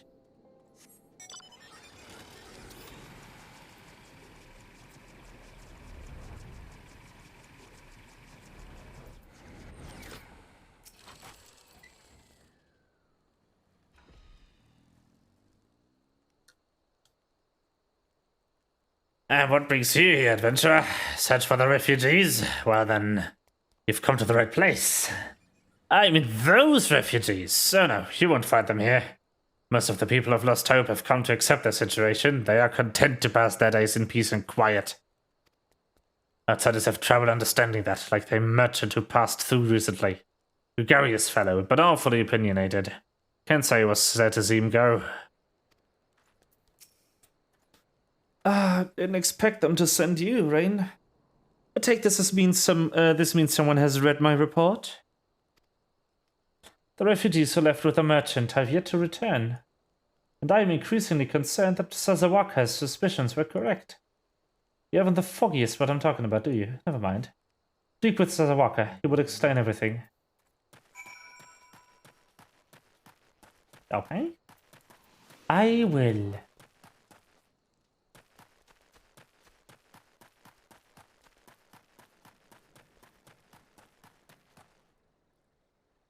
Just unload. Hello. Don't hurt me. I'm not one of them. Beg your pardon. You're with the flames, but you're not with the flames. I see. Lovely but you to speak with me. I take it you've agreed to help. 12 be praised for that, because have no moment to waste.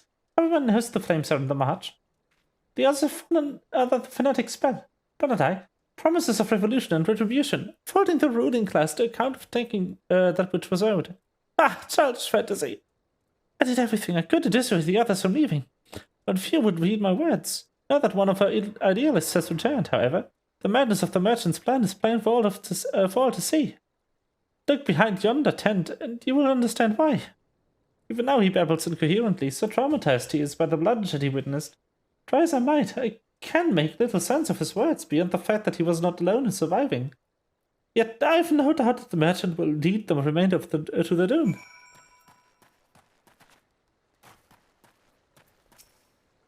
What are you doing? Don't draw. Don't draw. Why didn't you run away with me? We could have escaped together. Then you'd be here to soothe me. Why? Calm down. It's alright. Who are you? What do you want? It's true. I followed the merchant, and may the gods strike me down for my folly. What will they give you? Not give. Mistake, he said. We asked how. He revealed a cache of weapons he had brought and implored to us. Seized control of her fates. Thought about running, and then there. The others were so excited, he split us into groups, and sent us off to die on our own.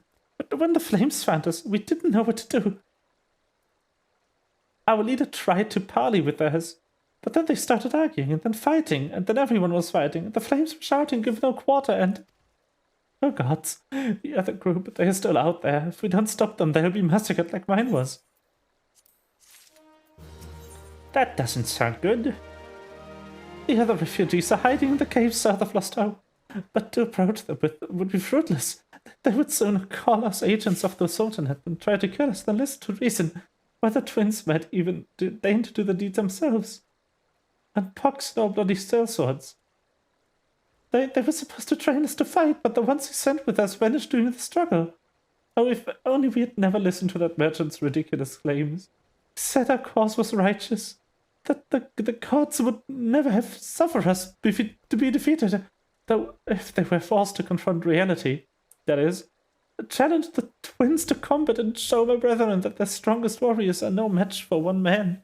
Perhaps then they will agree to lay down their arms and renounce this plot.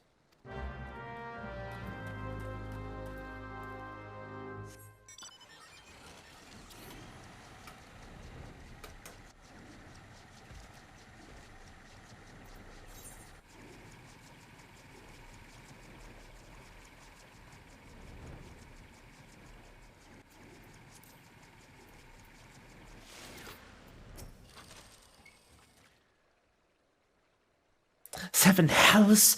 They found us! Everyone grab your gear and make for the rendezvous point! So that's your game, is it? Sorry to disappoint you, lad.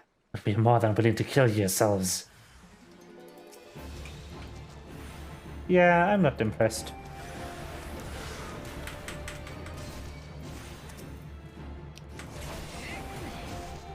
You cannot take me. You are indeed wrong.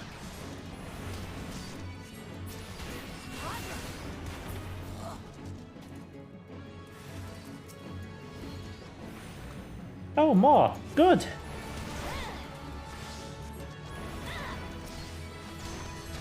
Oh, you poor, poor people.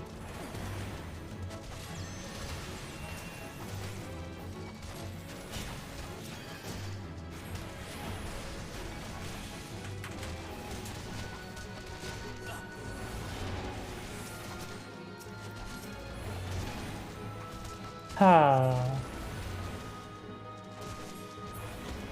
Da da da. Oh no, more. Whatever will I do?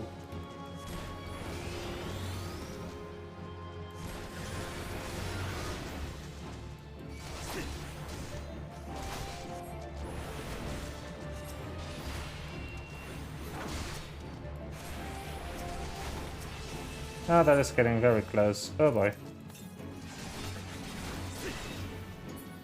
Ow! Okay.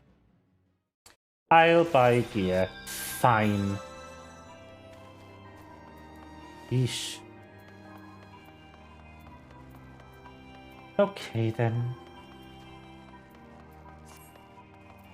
Hey! Why don't you sell me... no, I want the weapon, please. Ironworks, indeed. And I would like to have that thing. Thank you very much. Boom. That should do it. That should be more than enough.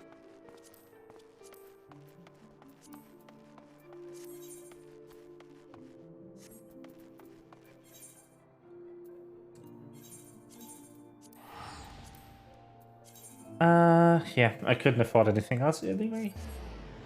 But that should be enough, even as this class.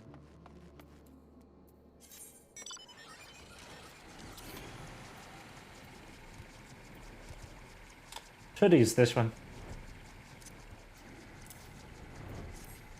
Oh, oops, that is the wrong tunnel. I want, which one do I want? Tunnel? Hello?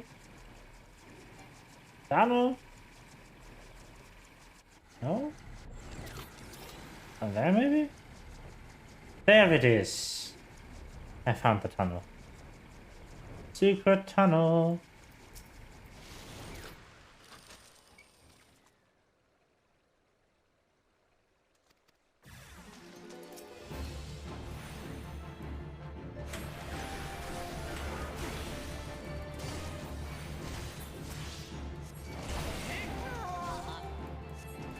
Da, da, da. Yep. Now they die faster. Wow. What a lovely move.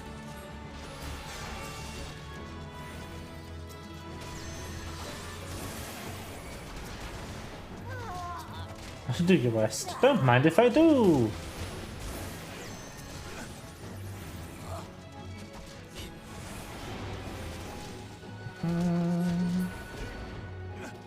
Oh no.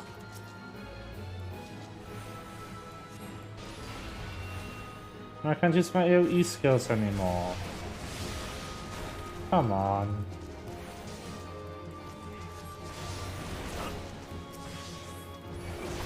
Da da da. Easy.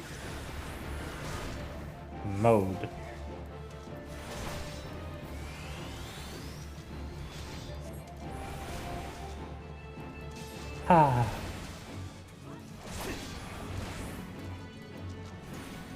And that should be it. Yep.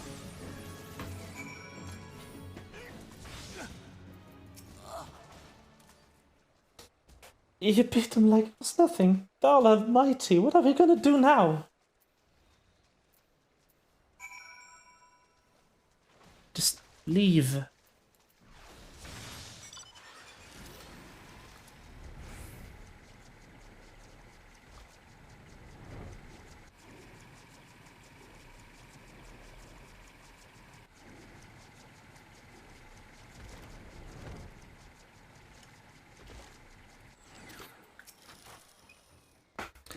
You've returned. Did you find my brethren? Oh, what of the twins? What happened? I see. Well, you had no choice. Better than the handful of them take a beating from you than they got butchered by the flames. Tell me, what did the merchant have to say when it was over? But where else would he be? Unless went to stone's throw to recruit others. Oh no.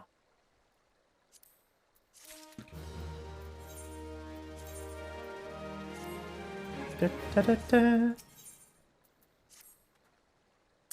The merchant wished to approach the refugees on stone's throw, but was waiting until the flames withdrew the forces from the vicinity. Now that they have, there's nothing to stop him from continuing his work. How many more must perish in pursuit of this futile cause? How much more suffering must we endure before it ends? Find him, convince him to cease his mad quest. It will surely lead us to ruin.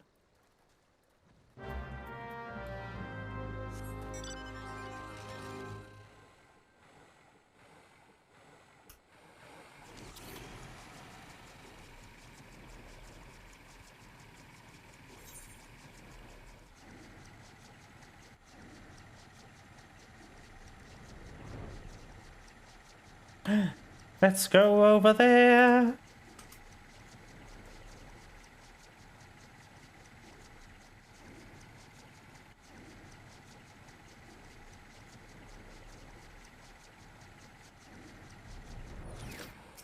Hello. Have you seen my parents? No. They told me to stay here with the others. They said they'd be back soon, but it's been days. They were left with the man from Muldar. The man said they were going to change everything. Make it so we could live inside the walls with everyone else. I liked it when he said that. Didn't like it when he talked about making the rich people pay. Everyone looked so angry and I got scared. Say, mister, are you looking for someone? I'm looking for a merchant. You mean the man who left with my parents? But I don't know where he...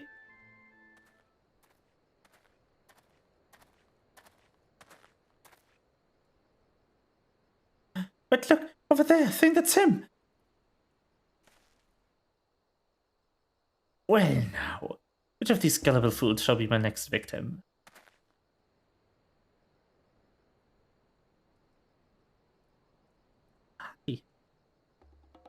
He's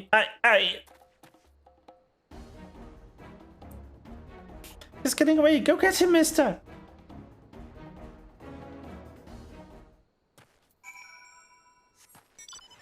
After him. Ah. Go, go, go, go.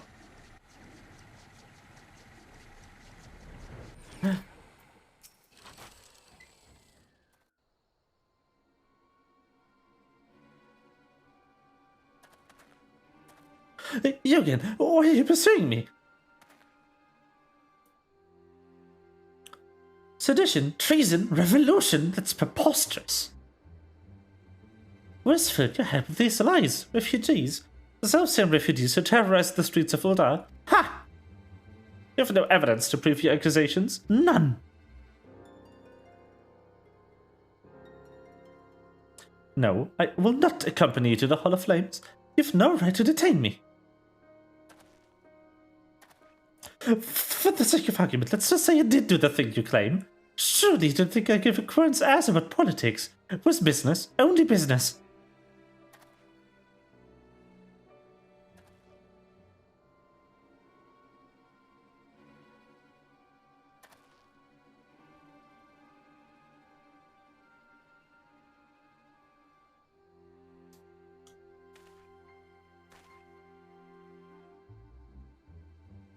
You both know I'm not the one you want. However, if you agree to protect me, I swear I shall yet tell you everything.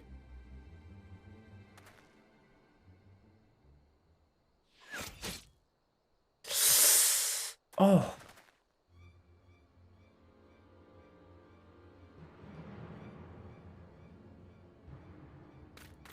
What's that, a commotion? 7 hells. Tell the others to spread out and search the area. The killer may still be close.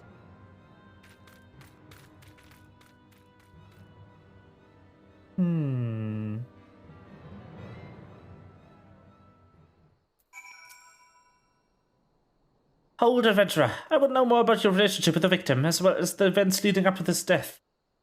Okay, so he's kind of an asshole. This man was responsible for the recent riots? Maybe we owe his murderer her debt of gratitude. In any case, it is obvious that you are not the one whom we seek. You may carry on with your investigation, Scion. Yeah, I'm kind of not an archer. I'm a mage. My weapon is really cool, though. Like, look at it.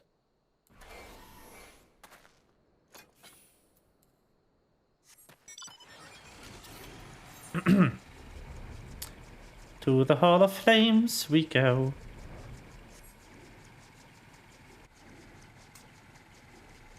Whee!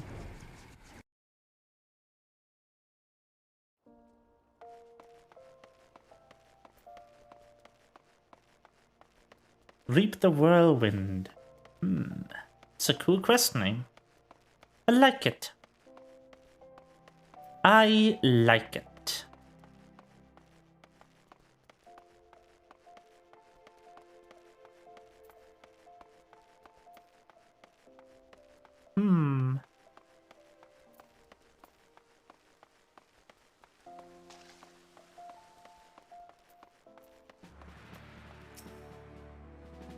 What need, Private Abria? Where's this merchant? Dead, sir. Guess who's back? Back again. I don't know the fucking whatever. Welcome back.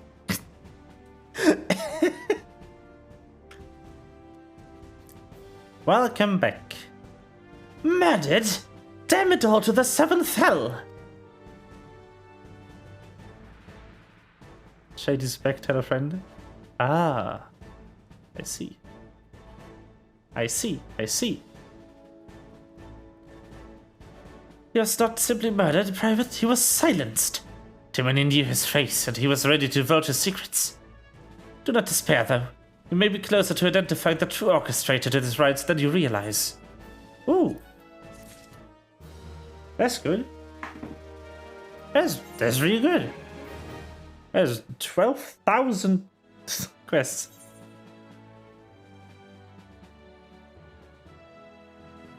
That's a lot of lyrics. I think if I sing that much of the song, I'll get DMCA'd.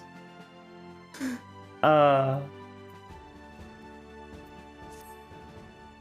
Flame General left word that you will protect fuck. It says proceed. I guess so. I don't even know the tune is the problem. Like, I would sing it. I don't know the tune. Is the problem. The Flame General left word that he were to proceed to the fuck. Left word that he were to proceed to the fragrant chamber as soon as he returned. He wishes to discuss your recent discoveries, as well as the results of our own investigation. Master Alfino has already been informed and should be waiting for you outside. Pray proceed to the Royal Promenade with all haste and speak with the Bartholomew. Bart. I don't fucking know.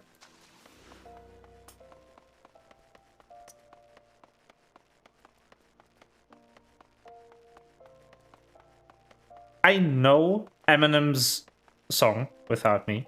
I don't remember how it goes.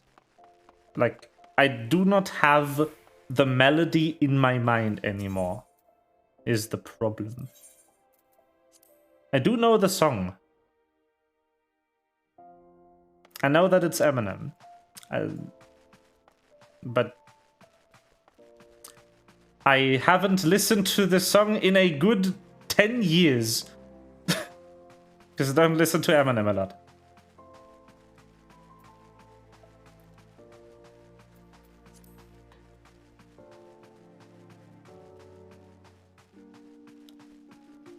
I think even if you don't know the song per se, from the line "Shady's back," it should be like inferable that it's talking about Slim Shady,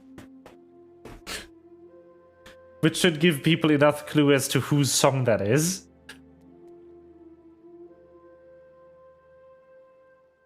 We've been expecting you, sir. Please proceed inside. Okay.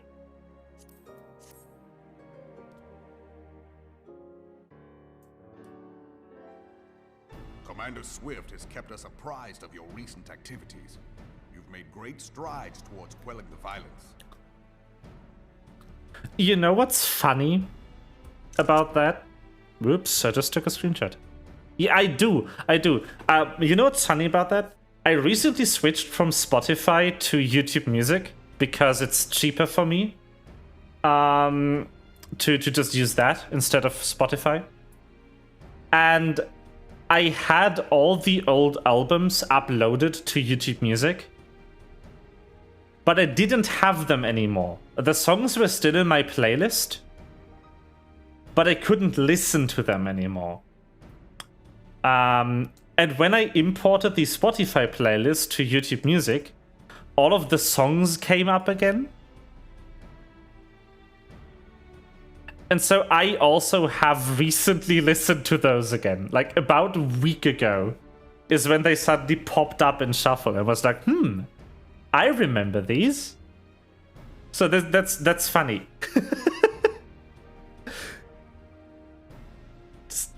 I too very recently listened to these again because they popped up in my playlist.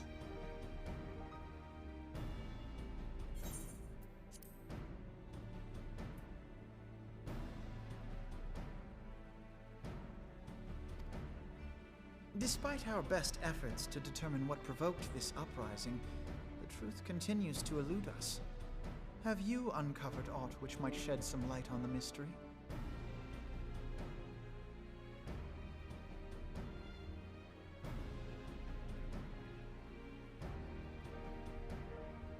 It is, yes. The Syndicate's decision to reject the Doman refugees' appeal for asylum had lasting repercussions. A number of those displaced by the calamity claimed it was proof of a policy of discrimination. Together with a group of Alamegan refugees, they organized a series of demonstrations to protest against the Sultanate. Demonstrations which became heated, but did not descend into violence. Until a certain incident served as a call to arms. A unit of brass blades sent to supervise a demonstration loosed arrows upon unarmed protesters. It was this atrocity which prompted the refugees to take up arms.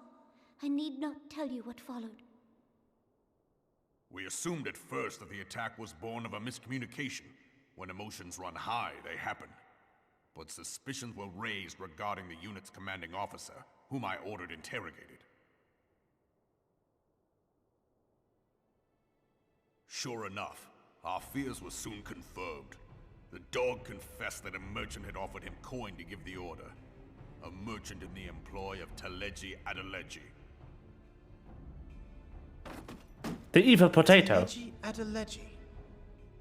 But he spoke in favor of the Doman's cause, and has ever seemed sympathetic towards the refugees' plight. Why would he do such a thing? Know you of the Cartano Reclamation Bill? It is a proposal to annex the Cartano Flats so that refugees may establish permanent settlements. When last I looked, that was disputed territory. Aye. Some might even call it a battlefield.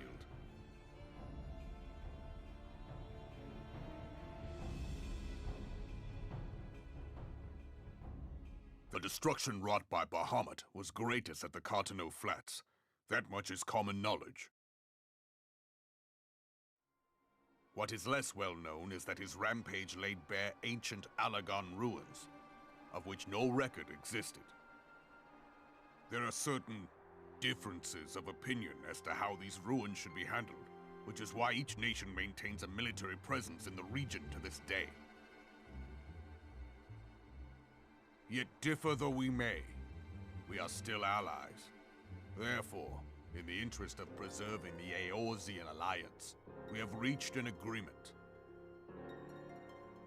Any conflict which may arise during the course of military exercises in the region shall have no bearing on relations between our nations. In full knowledge of this delicate state of affairs, Teleji Adeleji proposed the Cartano Reclamation Bill. A shameless bloody ruse which stands to benefit him in but one conceivable way. If successful, he will gain control over the disputed territory under the guise of assisting in the resettlement effort. And you can be sure he'll build an orphanage next to every Alagon ruin.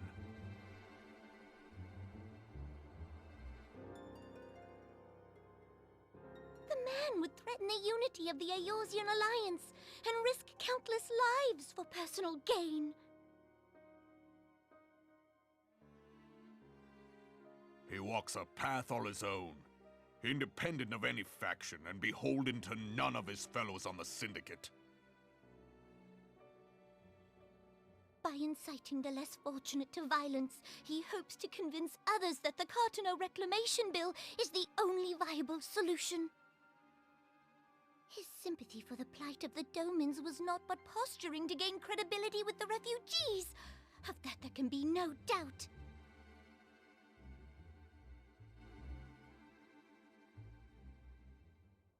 Forgive me, but what could possibly motivate Teleji Adeleji to go to such lengths?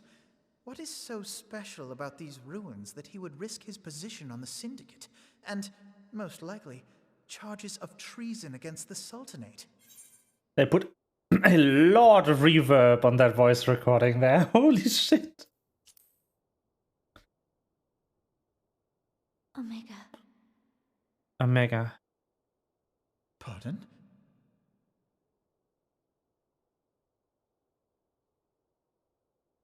An Alagon monstrosity, not unlike the Ultima weapon.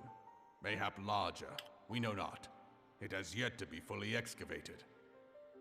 Alagon inscriptions indicate that it was created to fell Bahamut himself.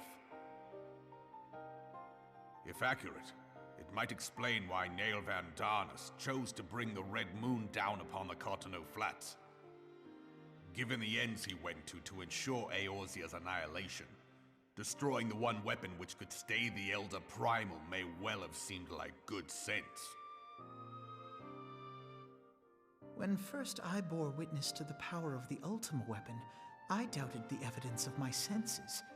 And now you tell me there is another such weapon, one which could contend with Bahamut.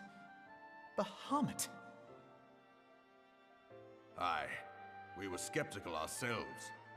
Truth be told, until the Ultima weapon's existence came to light, we thought the inscription had been mistranslated. At present, Omega is more akin to a fossil than a tool of war, having long since ceased to function. As such, its true potential cannot accurately be gauged. However, if someone were to restore it, as the Carlians did the Ultima weapon, I have little doubt that he would wield untold power. Power enough to subjugate Uldar like as not, and the rest of Eorzea besides, which is doubtless why Teleji Adeleji yearns to have it. that he should aspire to world domination. He who has ever walked 2 paces behind Lord Lolorito in matters of commerce. 'Tis in acknowledgement of his own limitations that he seeks this power. Woe betide us all should we allow him to have it.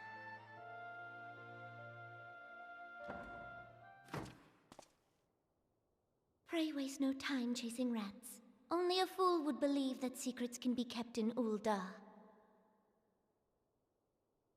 It would seem the implications of the Sultanate's refugee problem are rather more far-reaching than we assumed.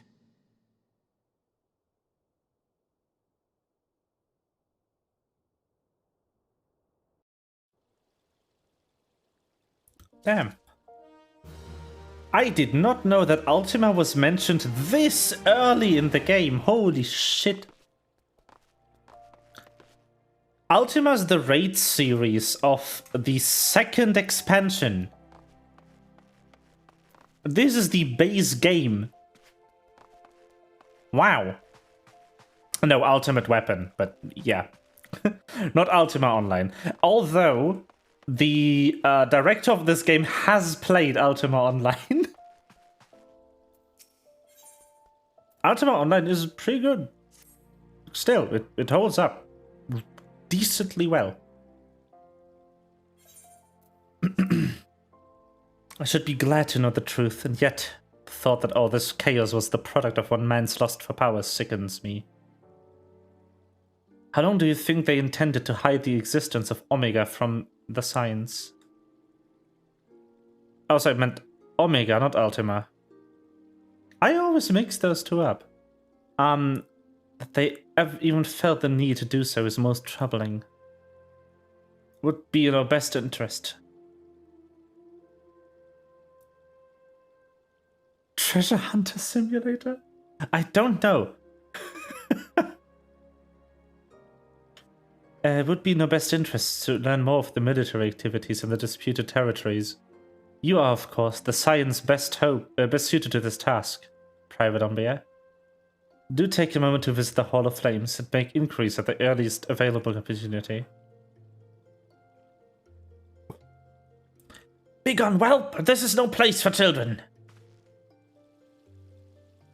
That is the real question right there. What? How, did you play it? I'm sorry.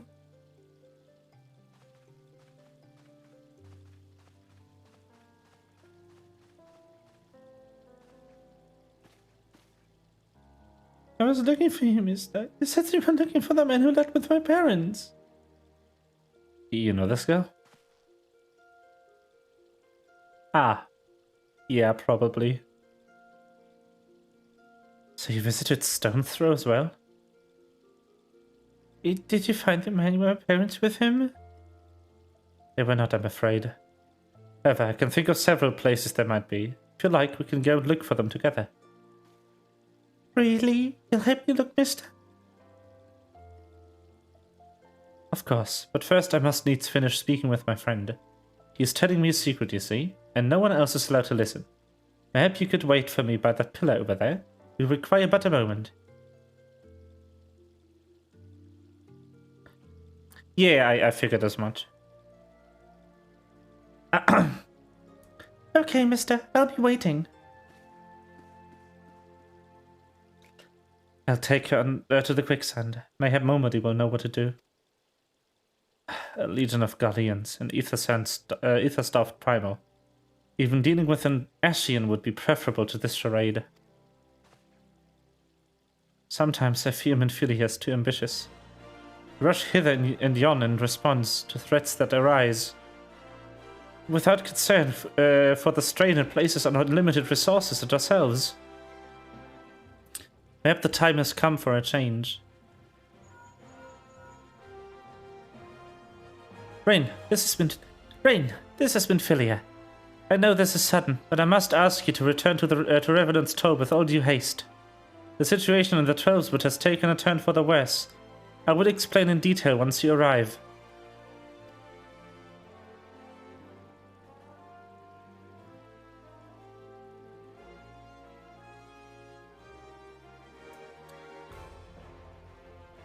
The Trollswood.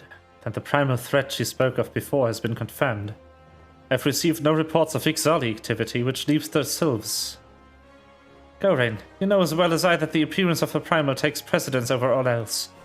Oh, and when you arrive, do inform the antecedent that while I'm grateful for her concern, she needn't fear for my safety. I'm more than capable of protecting myself.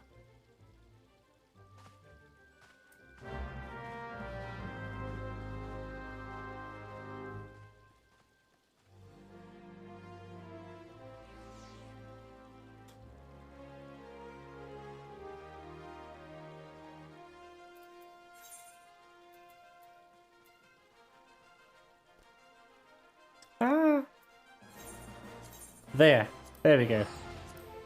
Teleport. Wait, that's my home point. What am I doing?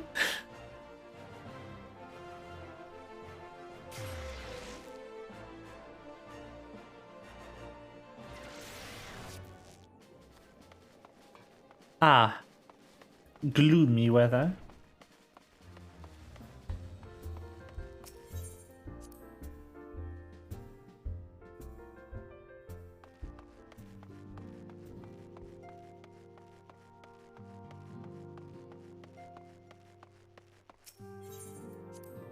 Ooh. The solar.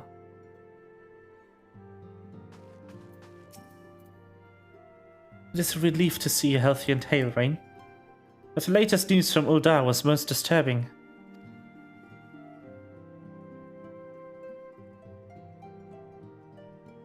Clearly, the only injury Alfino suffered was his ego. Doubtless it will heal ere long. The other signs will need to be present for this meeting. If you are ready to begin, I will summon them now.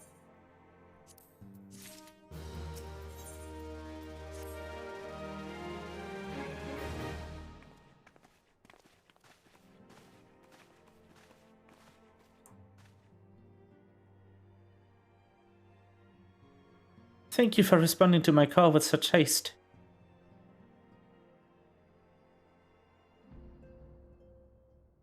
Rest assured, I should not have summoned you were it not urgent. To business then. I have received some most disturbing news from the Order of the Twin Adder. I have reason to believe that the sylphs may have called forth the revered guardian, the primal Ramu. I'm sorry, may have? It's not certain. The Elder Seetsi informs us that the elementals themselves murmur of the Lord of Levin's return to the forest. The Sylph lands, however, display no signs of undue commotion. Forgive me, antecedent, but the fact need not contradict the elemental's testimony. Unlike his more bellicose compeers, Garuda and so on, Ramu is reputed to act only in defense of his children. Currently waiting for Helena Wisher, man, you vacuum robot. Helena Wisher. Good. Are you going to print out a photo of her and just glue it on top of the robot too?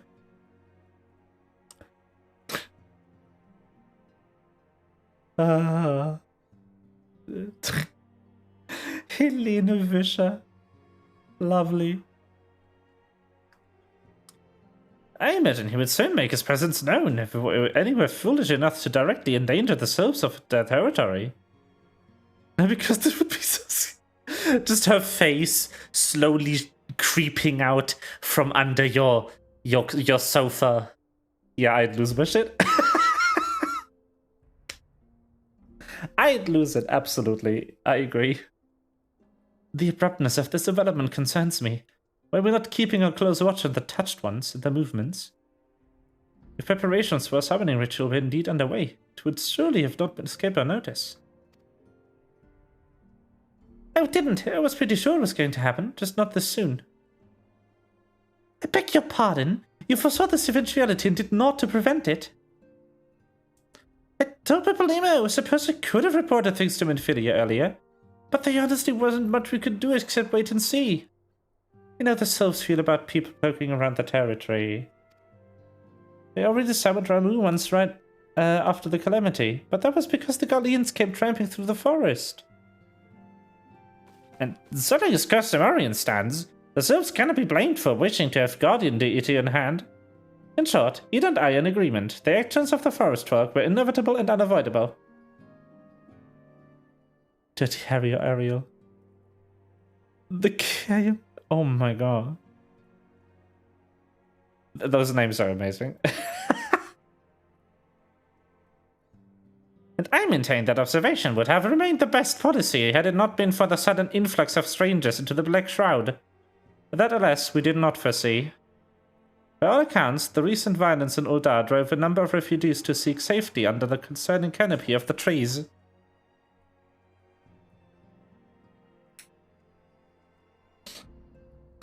Assess concealing. Tis like that Sylphs perceived the panicked migration as yet another invasion, and quickened their efforts to summon their god. And put in mind of Titan and Kobolds. Once again, there's the affairs of men which have paved the way for Primal's coming. Indeed, one cannot help but wonder what matter of place Eorzea would be without the civilizing influence of mankind. But that as it may, this regrettable development does afford us a unique opportunity. Rain, though your dealings with the Sylphs of little solace, you once succeeded in preventing an untimely conflict with Gridania. I wonder, might one who has treated with the Sylphs so fruitfully in the past not achieve similar success with their patron deity? If Ramuh can be convinced of her intentions, it may be the first step to breaking the cycle of primal summoning.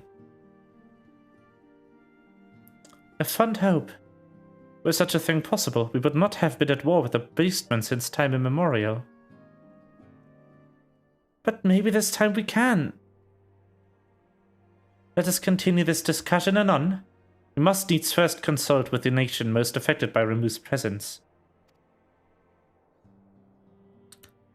The Elder Seatseer has requested your personal involvement, Rain. Pray report to Commander Hulor. Hulois? I don't fucking know French. In the Adder's Nest as soon as you're able. Steel yourself for the worst. I hope for a peaceful resolution to this matter. Experience suggests that your meeting with the Lord of Levin will prove less immiscible. In such an event, your fellow Science will of course lend you whatever support you require.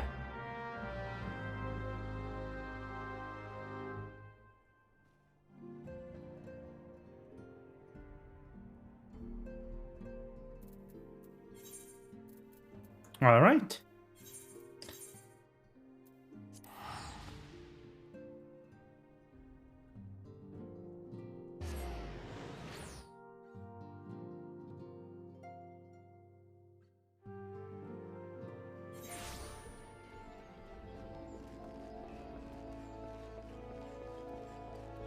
Let's go to the NPC then. I think we can fell one more primal today. Then we'll be all set for next stream to finish the base game. I think, at least. Reign of the Science, your arrival has been most anticipated. The appearance of a primal is ever cause for alarm and unease. Though my men stand ready for any eventuality, I know of none more qualified than you to snuff out this threat. Indeed, I would have you do so without delay. The Elder Seatseer, however, would speak with you first. She is of the opinion that your diplomatic rather than martial skills may be better serve our cause. I will leave further explanation to our learned leader. Pray make your way to Norfica's altar.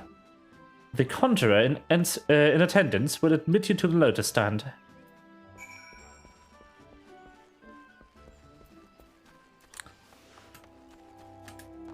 I love that they have, like, the bridge for the Maelstrom and the Lotus Stand for the Twin Adders. And then the Immortal Flames get the Fragrant Chamber. The room that smells good, my favorite.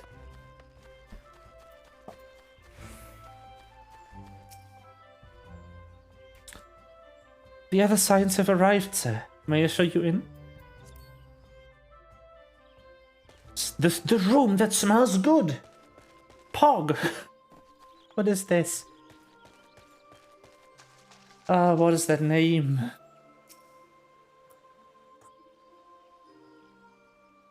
Scions of the Seventh Dawn, on behalf of the people of Gridania, I bid you welcome. Your presence is of great comfort to us all in these days of uncertainty.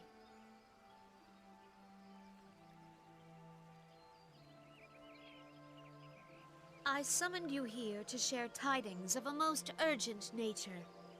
But a short while ago, the great elemental spoke, and his voice was clarion in its intensity. Ramuh is returned unto the forest.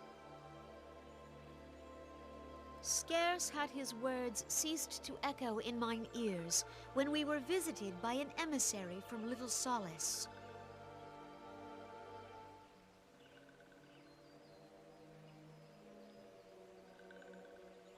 Our guest informs us that the sylphs too have sensed the presence of the Lord of Levin.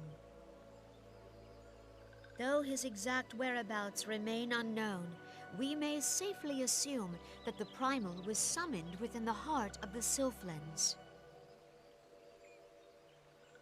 Unlike the other primals you have encountered, Lord Ramuh is no raging avatar of destruction.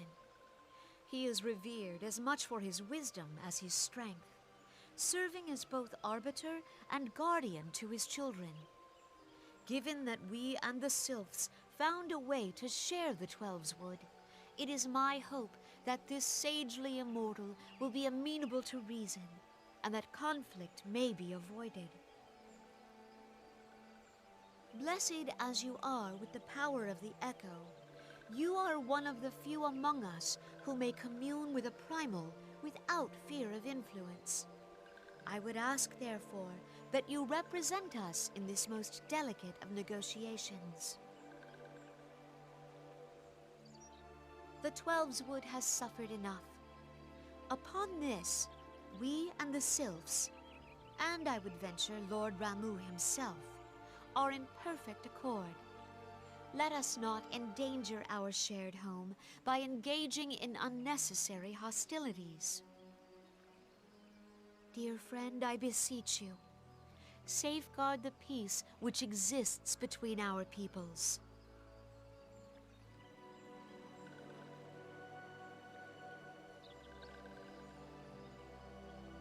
You have my thanks.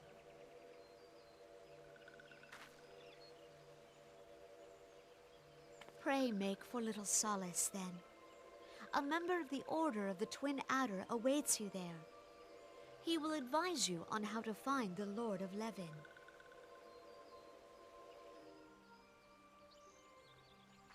An ill wind blows through the forest. Yet, it is not only the Twelves Wood that flinches at its coming. All the lands of Eorzea shiver in dread anticipation. Have care.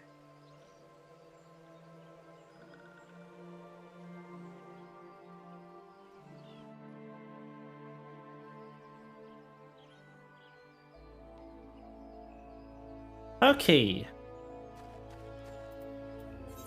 Little Solace. Little Solace it is. Good, good.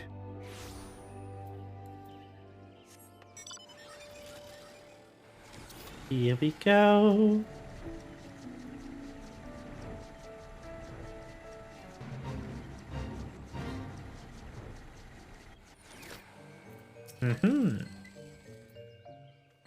Reign of the Science, I was told to expect you.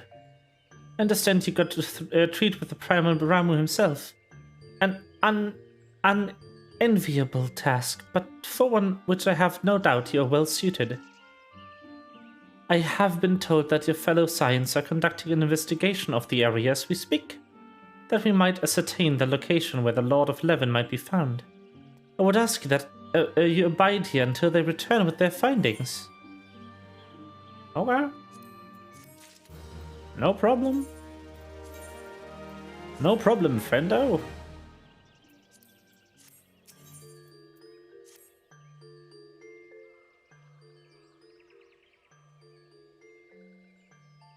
I was told that the messenger would be sent as soon as the fellow Science finished their investigation.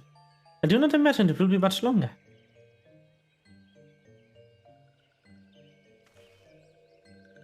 This one returns with good findings. Wise men have finished their searching, and wisely identified the precise location where the touched one summoned Lord Ramu. The timing is impeccable, my fluttery friend. Might he be so kind as to escort this good bunny to his fellow Science? It would be this one's pleasure, walking one. Please come with this one.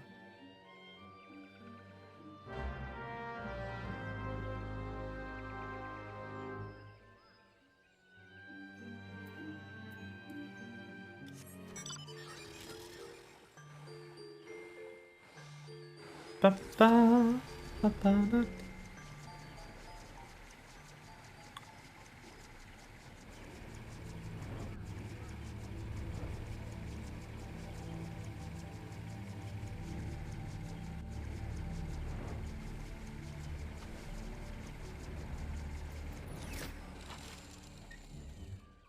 Wise ones have ventured deep within the Sylphlands. These ones must proceed carefully and keep an eye for touched ones.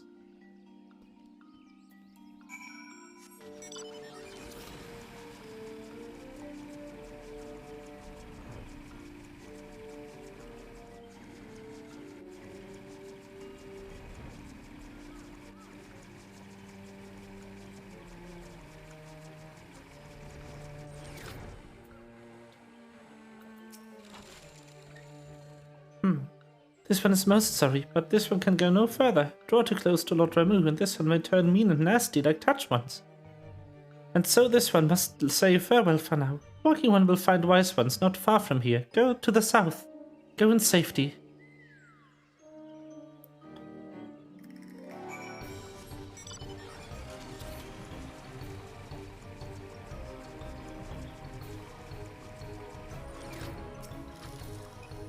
So it's actually you. I'm relieved. For a moment I thought you were dealing with another one of those confounded sylph tricksters. I swear, with them wreaking havoc with the skin-changing magics, it's a wonder we were able to finish the measurements. Yes, it was quite the ordeal. You should have seen the look on Ishtoda's face when the one impersonating you suddenly showed up. That's quite enough, Papalima. My apologies. It's not like me to ramble so. At any rate, as I was saying, I have finished measuring etheric activity in the area, and I'm pleased to say I've reached an indisputable conclusion, to wit that Ramu was called forth in the vicinity of the Sylph's aetherite. Come Rain, the Lord of Levin awaits!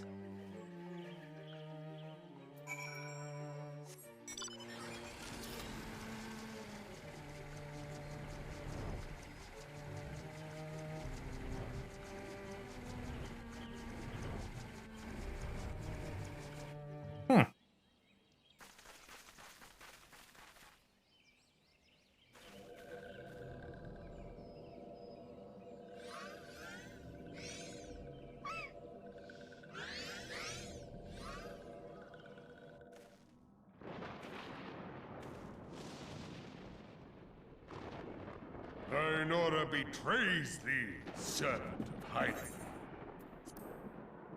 That's me.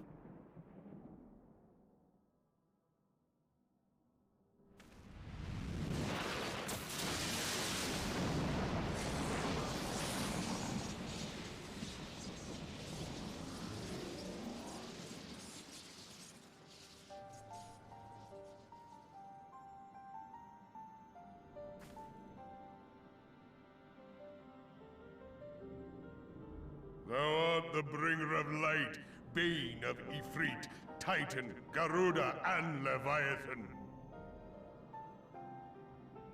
I am Ramu, guardian of the children of the forest. Thou tramplest upon sacred soil, bringer of light. By what right doth man intrude in this sanctuary of the sylphs?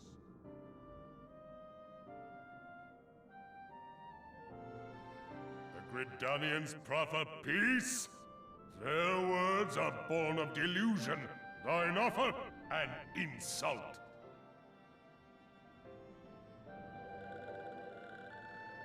Thou speakest of harmony, yet carest not for my children's desires.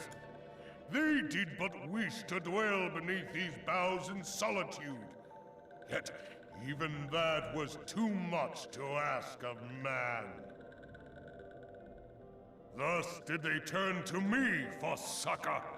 The sentence I pronounce upon thy kind is just. Redanian or Garlean, it matters not. The good intent of one excuseth not the misdeeds of the other. Thy conflicts have brought naught but anguish and misery unto the forest. All blame doth lie with the darkness that resideth in the breast of man. The breast of man. Whence sprung The dark this booba. calamitous seed? In the beginning no such duality existed, or light and dark given form when man was born. It would explain much, not least why strife and sorrow follow ever in thy wake. Thou canst not deny the urgings of thine own nature. Knowing that thy mere presence here portendeth tragedy, wilt thou persist in this pretense of peacemaking? Yep.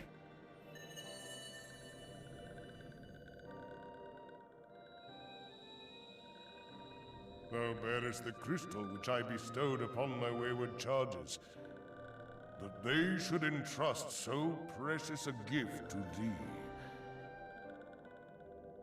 Thou standest apart from thy kin. Thou art the bringer of light, aye, but there is something more in thee. I don't know. Very well. I shall consider thy proposal, shouldst thou survive my trial.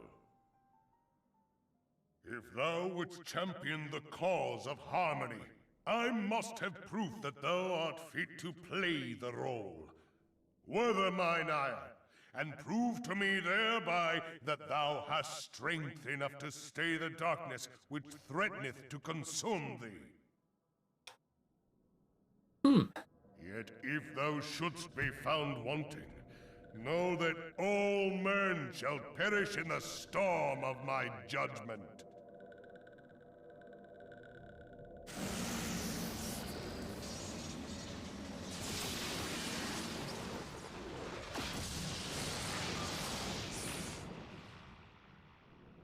Come to me, bringer of light. I shall await thee on the field of battle.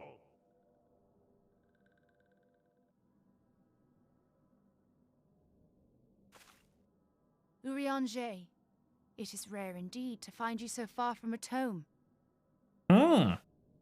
What's he doing here?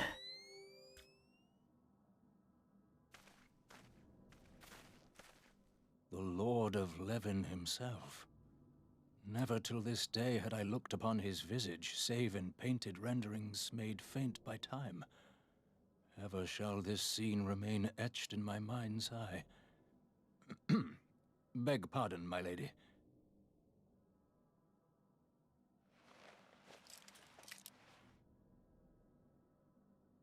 I must beg thine aid on a point of research. If thou art resolved to face Lord Ramu, I would ask thy leave to observe the event.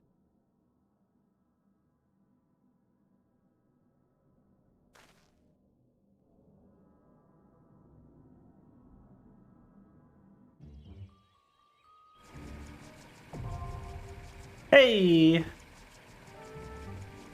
There we go, that is...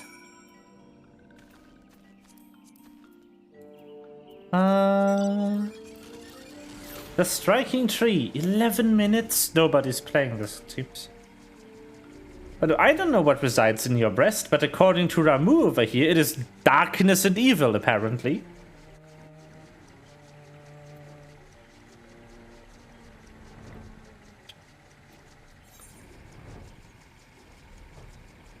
The most evil of boob.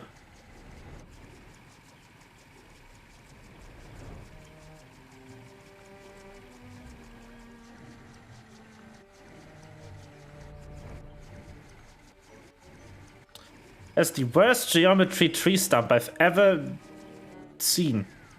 What is this? It is connected an invisible wall from up here all the way down there. That doesn't feel janky at all.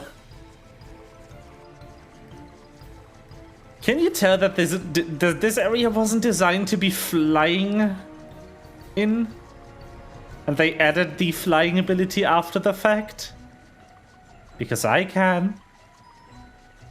Oh boy.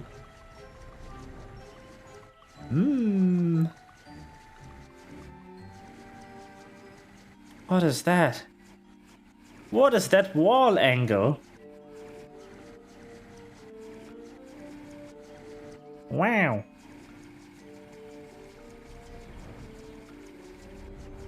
They sure did try. That's a big pig.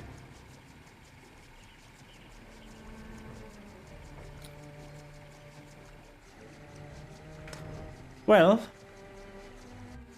seems like we'll be waiting for that for a while. I want to be listening to that audio clip on infinite playback. Hold up. I'll just over here seems good.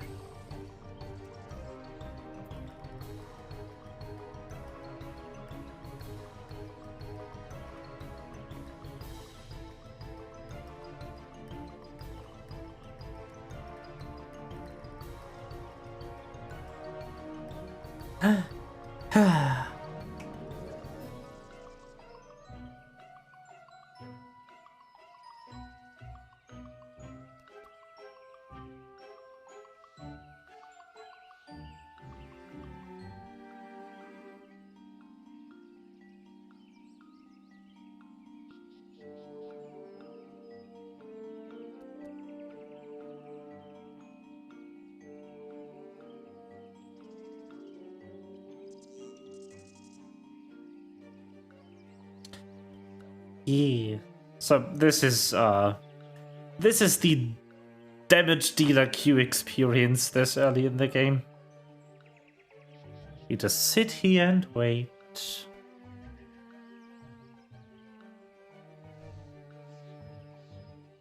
Great.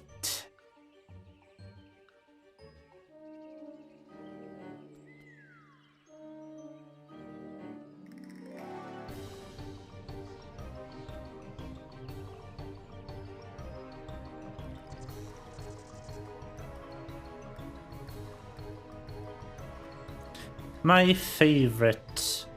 Waiting. It is so interactive. Yay!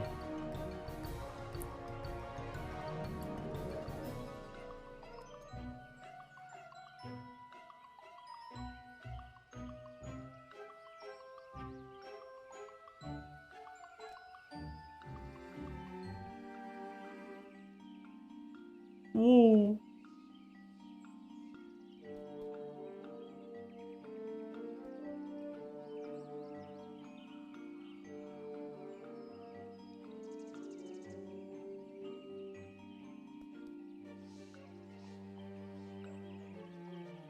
Ah.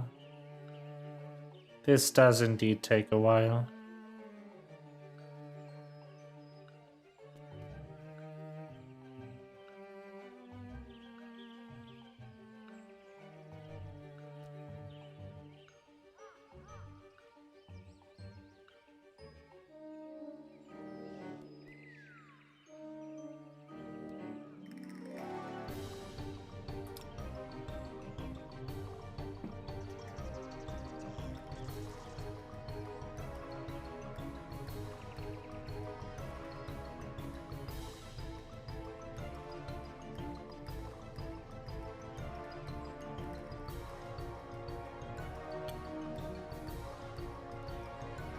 Da, da, da, da, da.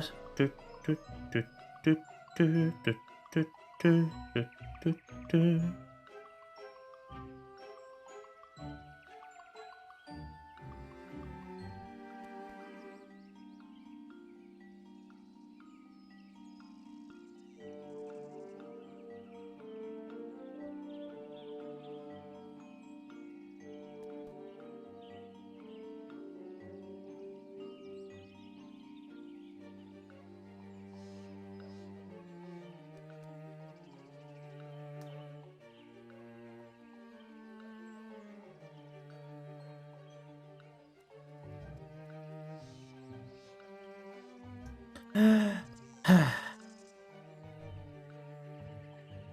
This is so interactive. I wish I had like anything else to do while waiting for these.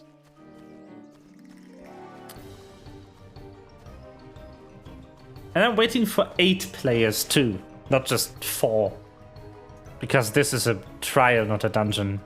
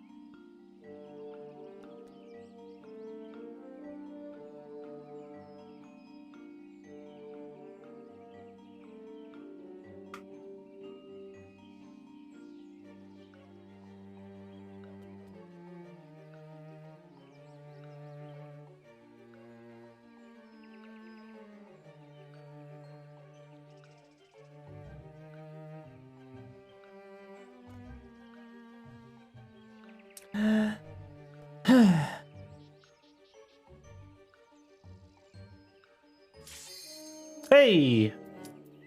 There we go! That was fun.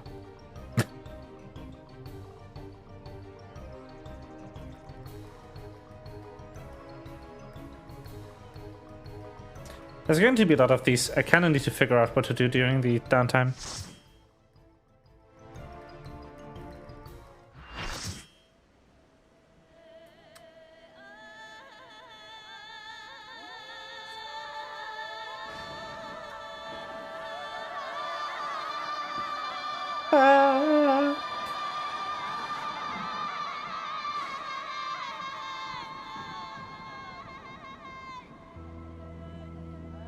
I don't like this song. This one, personally, I don't like too much.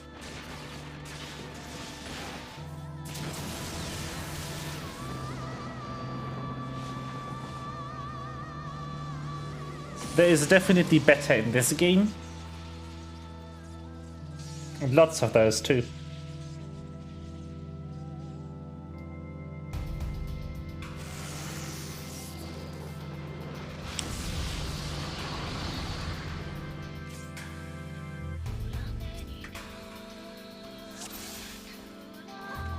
This just isn't my song.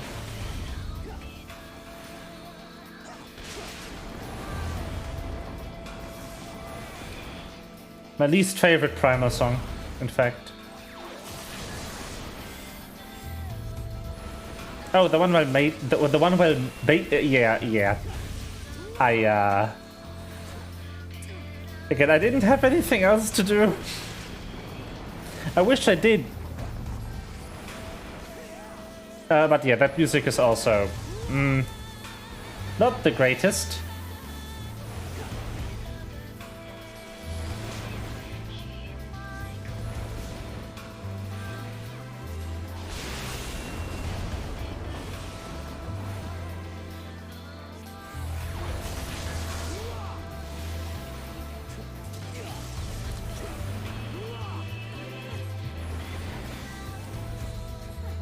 But this right here, in my opinion, is the worst fight music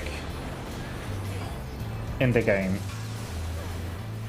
In my opinion, all of the other ones are better.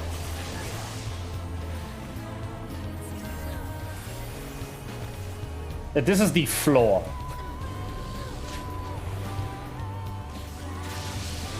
Maybe E3 is slightly worse. Just because it's more boring.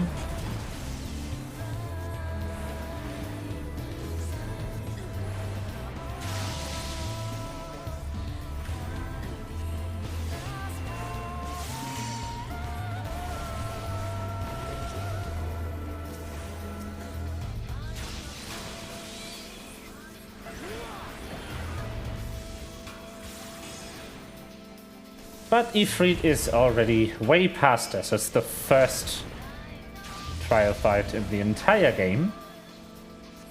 So we don't have to worry about him anymore.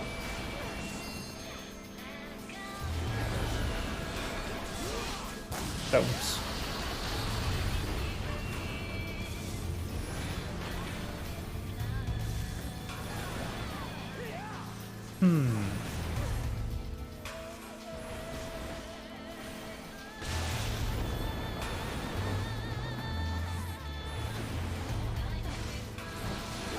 Wait, what is 30% of?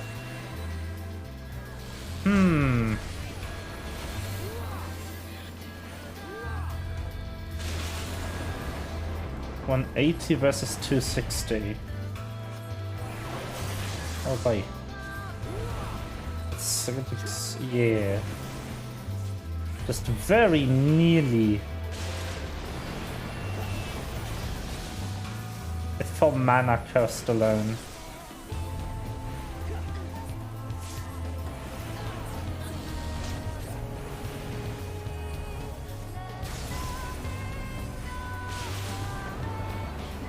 No, why did you evade it?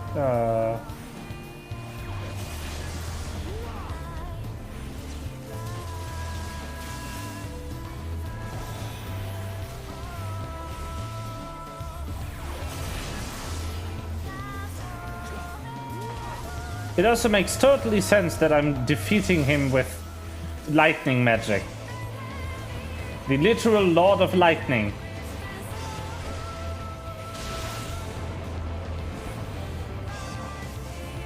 Defeated by lightning magic.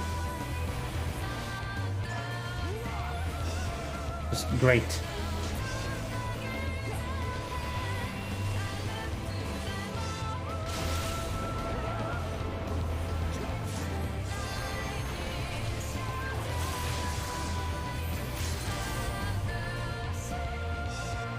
There we go.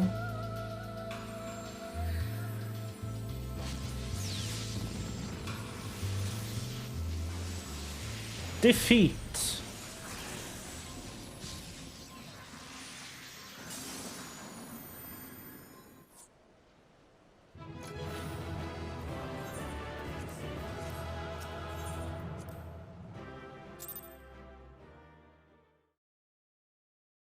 Haha.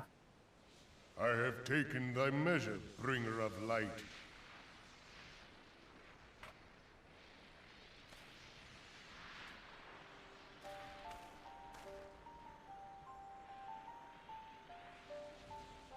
And I judge thee a worthy champion. The task of excising the sin that hath taken root in man's heart is thine. True. Shrink not from employing thy strength in service to the forest and the wider realm beyond. Like hungering shadows do the enemies of harmony gather, and meekness will but feed them. If man is to be delivered from the dark, it shall be by thy guiding light alone. Stray not from the path, for if thou dost, thy people shall be truly lost. That rhymed.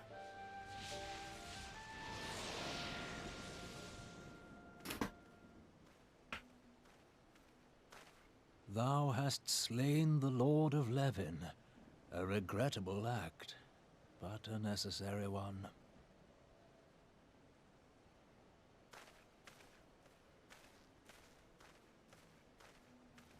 In witnessing thy struggle, a truth hath been revealed unto me.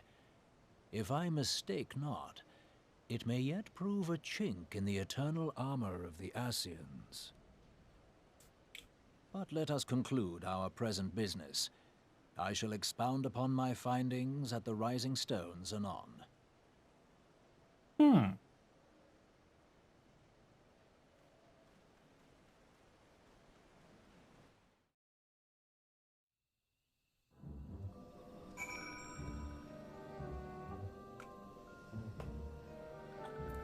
Okay. But yeah, I also figured it would probably not be too comfortable for you to be hit in the head with a 3D printer. I guess Ramu kind of operates on the I run on electricity but too much is also bad principle. You know, like computers?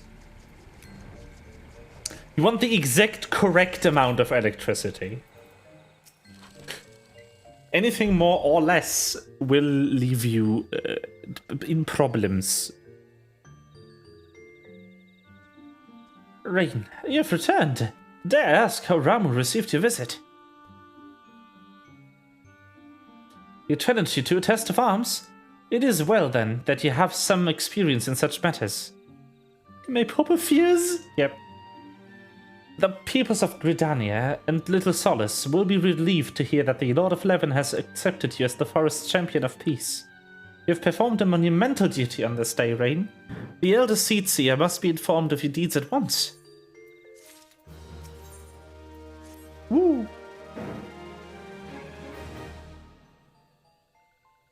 The fuck's going on out there? My neighbors are being loud. The Elder Seedseer will wish to hear your experiences firsthand. Pray return to Gridania and make directly for the Lotus Stand. The conjurer at the Novicus altar will be expecting you. Fare you well, Rain. Okay.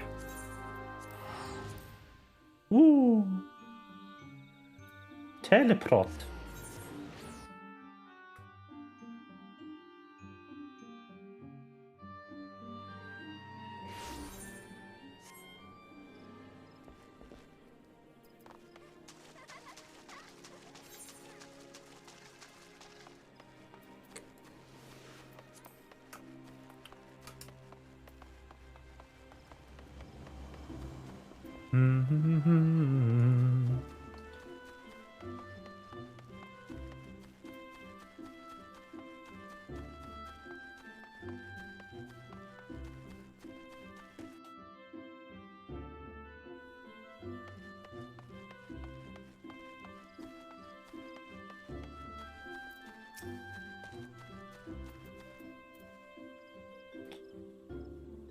Welcome back, Ardat Sign.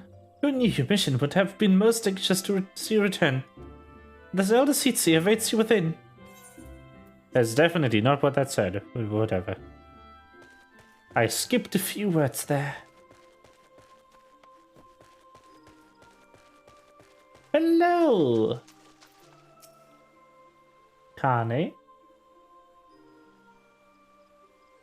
You are returned to us, dear friend, and none I the am worse indeed. for bearing the heavy burden which I did press upon you.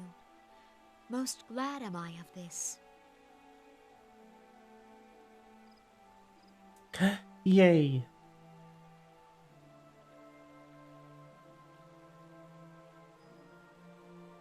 Did I not?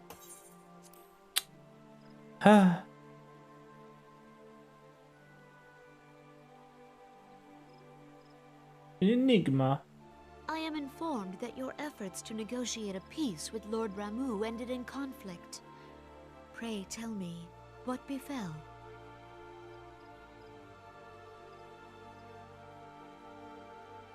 Ramu made trial of you? I fear there is truth to his claim. It is the darkness within us that attracts the darkness without.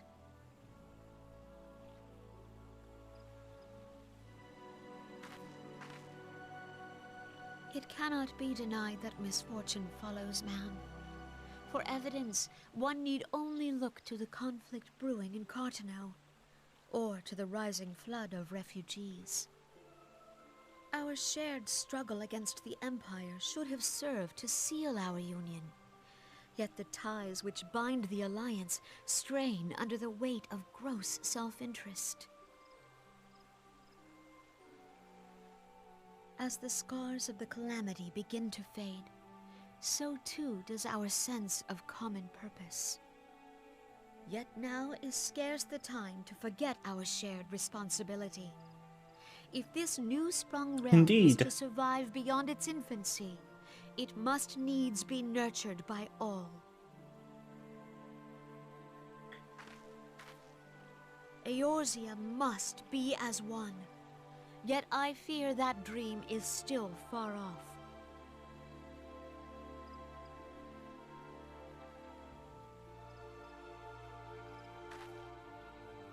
on behalf of the people of Gridania and the elementals both, I thank you for all that you and your fellow scions have done. Full oft have I been compelled to look to you for aid of late, and offered all too little in return. As leader of this nation, I shall endeavor to prove a more worthy ally to your cause henceforth.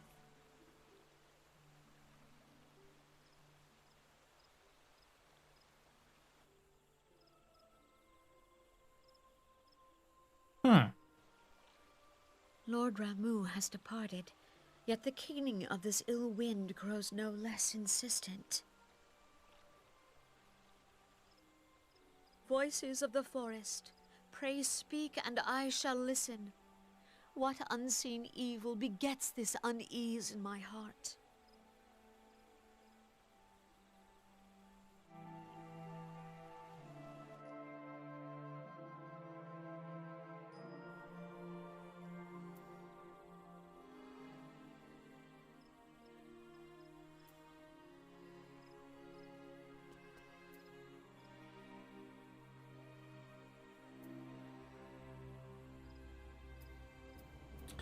Oh well. This ends another daunting mission, eh, Rain? The voice is leaving me. I hoped Lord Ramu could be persuaded with the words alone, but nonetheless, I can only admire the adroitness with which you responded to the Primal's sudden challenge.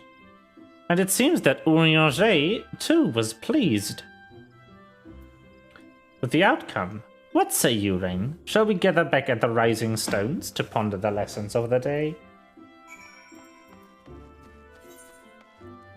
Sure. Revenant's toll it is.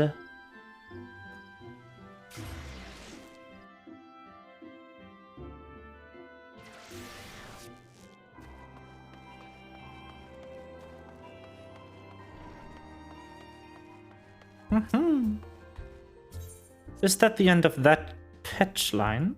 Might be. That would be most fortunate. Would be very good. I would like that.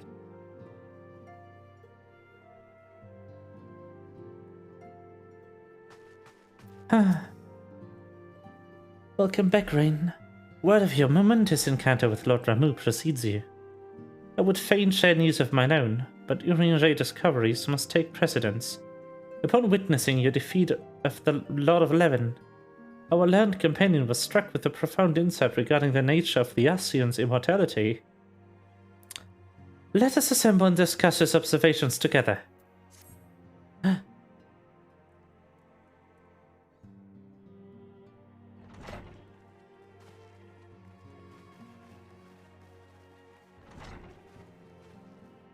If everyone is ready, let us begin. Urianger, the floor is yours.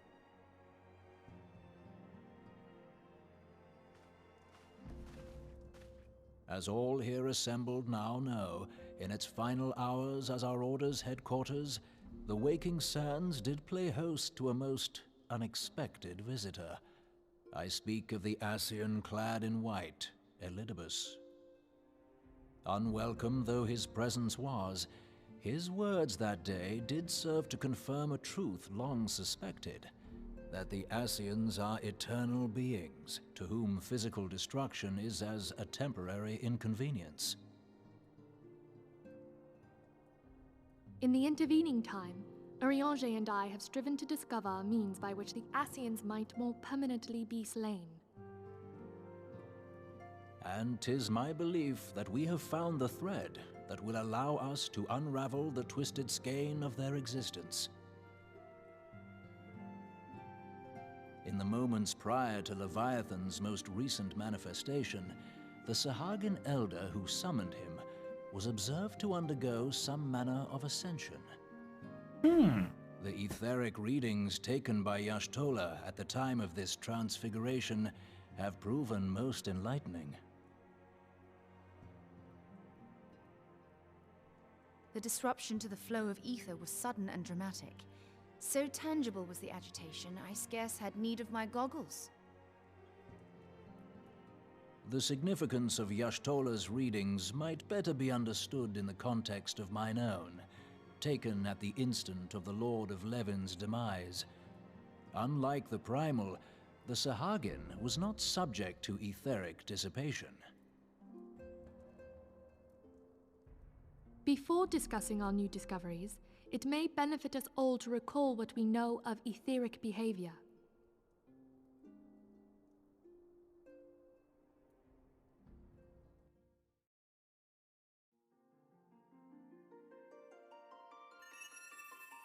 Let us begin at what some might call the lore. When we who dwell in the material realm die, our spirits dissolve into the flow of ether and are returned to the ethereal realm.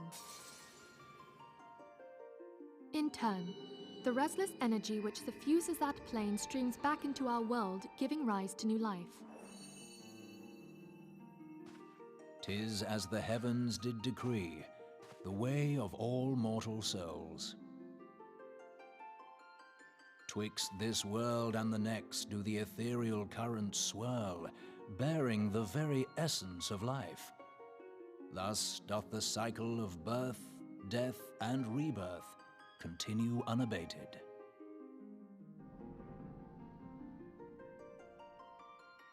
Primals behave somewhat differently. In order to manifest and then maintain a physical presence in this realm, they must consume vast quantities of ether, most often in the form of crystals. Though they may seem to live, their flesh is but ether given shape.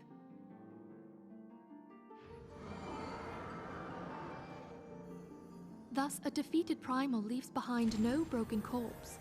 Rather, the essence of its form seeps back into the land whence it came, and the energy of its shattered spirit is called back to the ethereal realm. And there it waiteth, till next the prayers of the faithful do draw it forth from the sea of ether, to take their offering of crystals and make for itself a new body.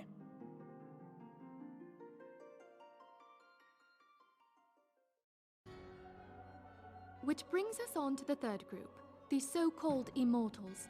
They exist in a manner all their own. Quite. Even as the Sahagin Elder fell to the Admiral's musket shot, I witnessed the release of an ethereal cloud, which immediately took possession of a nearby minion. A soul that dissipateth not upon the death of the flesh. The secret of life everlasting, and in the claws of a Sahagin no less. But I wonder, what would happen to one of these obstinate spirits should there be no suitable host for it to claim? If mortal death entails a return to the ethereal realm, it seems doubtful that the soul of an immortal would venture there. Nay, it merely withdraweth a distance, unto the shore of the ethereal sea, perchance, but no further. Yes, it exists in neither this realm nor the next, abiding instead in the space that lies between them. The Ascians took control of Thancred by means of a crystal of darkness, an artifact which, if our theories are correct, serves as a gateway to the place I have just described.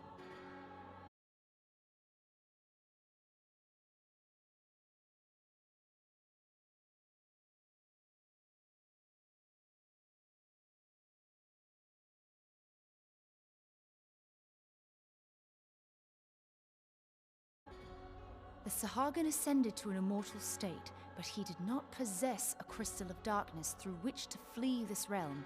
Thus was he consumed by Leviathan.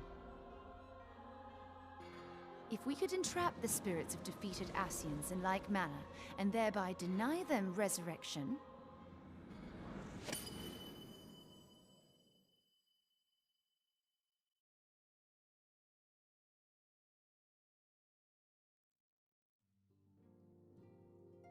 Therein lieth the path to victory. Thou art most perceptive, my lady. Only when we have trapped the bodiless soul within an ethereal prison can we hope to defeat its unnatural constancy. Thus might even an eternal paragon be consigned to oblivion.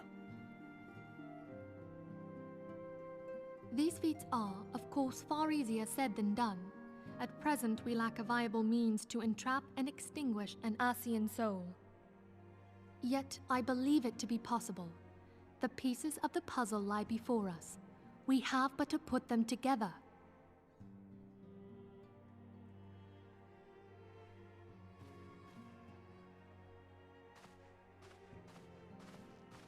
I will depart at once to convene with the sages of Sharlayan. Together shall we divine the steps by which our goals may be achieved. I have the utmost faith in you, Archon.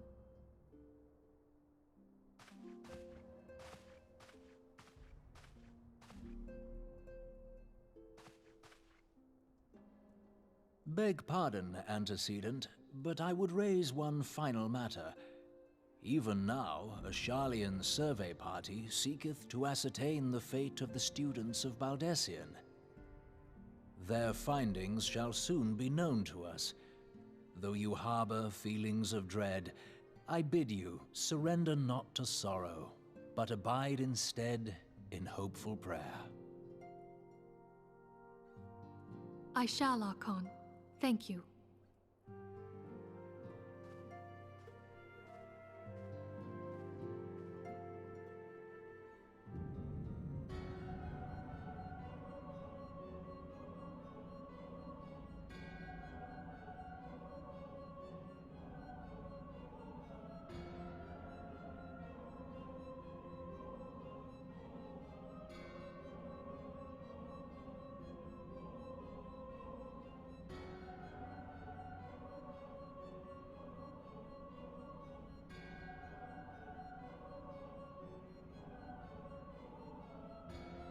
I should probably be reading these. Limitless potential of man. That's like, voice line? Hello? No voice line for me. The limitless potential of men. Hide it in servant grows mightier by the day. Yet he prospers at great cost to his mistress, whose strength is all too finite. 7 times have the masters survived the rejoining, but their souls are grown weak and wan.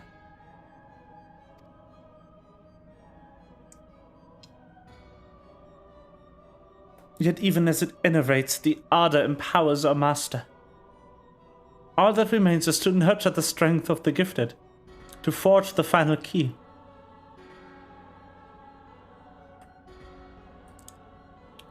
And that which is the task to which we bend our very effort.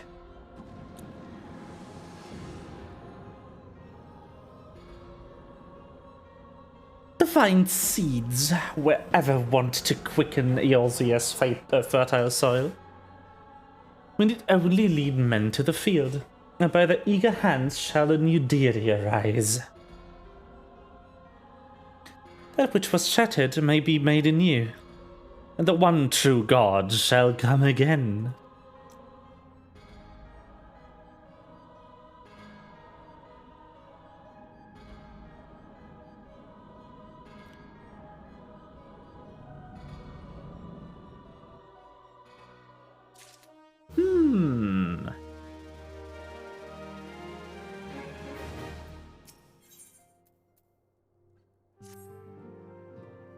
Well then.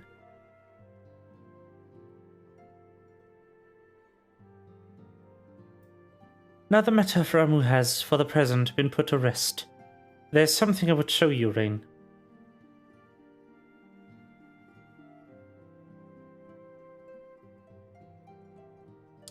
This is a letter of thanks, signed by the leaders of the Eorzean Alliance, acknowledging that science's tireless service to the realm.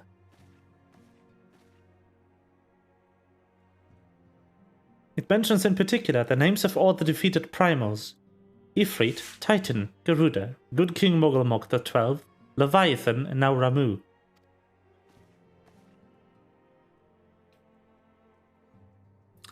Needless to say, there's only one among our number to face them all. And though these words of gratitude were addressed to our order as a whole, I feel that they were meant for you above all others. I too must offer the heartfelt thanks for all that you have done, it's the curse of your duties. You will have never once failed to answer my call to arms. You are a true hero, Rain, and Eorzea is that much safer for your presence. Pray do not misunderstand me. I said safer, not safe. I know only too well that we can ill afford to lower our guard. The Ascians may not be relied upon to sow chaos in this realm until such time that they are forced to stop. For even without their encouragement, you may be assured that a man would foment strife on his own. And that is to say nothing of the beast tribes. Unless we learn to live in harmony, the primals too will return to plague us again and again and again. And yet, despite all of this, your deeds serve to inspire the people, to give them hope for a better tomorrow, and there's no greater gift.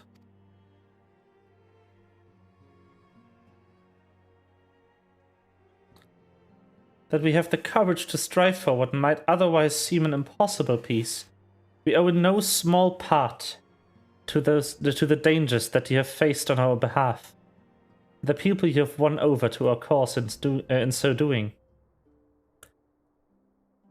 Our list of enemies has ever been long, but think of the allies that with whom we are now blessed. Of the sylphs of Little Solace who wish naught of conflict. Of the Alamegans and Domans who stand with us, determined to halt the dread march of the Empire. And then there are many unsung individuals who have gathered here in Revenant's Toll, honest men and women who seek to employ their skills for the good of all. Of course, when speaking of our greatest allies, we must not forget those closest to us, by which I mean our fellow science. Thanks to their many varied talents, our order is uniquely equipped to combat the far-reaching corruption of the Ascians. Enthusiasm is truly heartwarming, antecedent. Given our embarrassing wealth of allies, I trust it will not inconvenience you unduly if I absent myself for a time.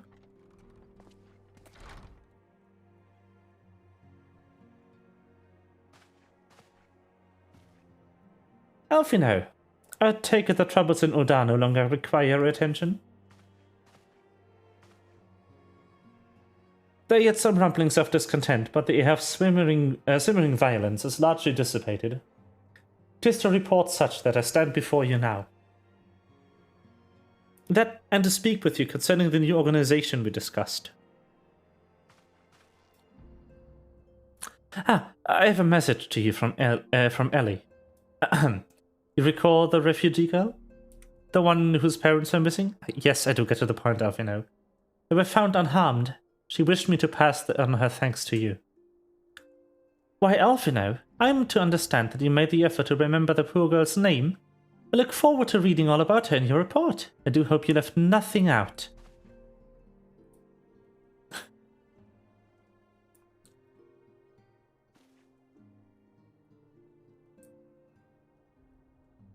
Rain, you've been away from Revenant's Toll for some time now, I believe. Might I suggest that you put the affairs of the realm on one side of the moment? And take this opportunity to reacquaint yourself with the town.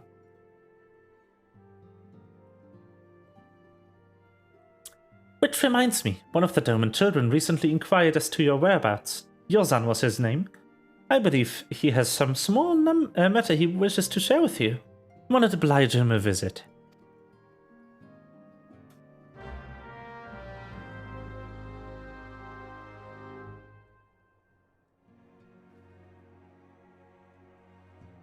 Sure.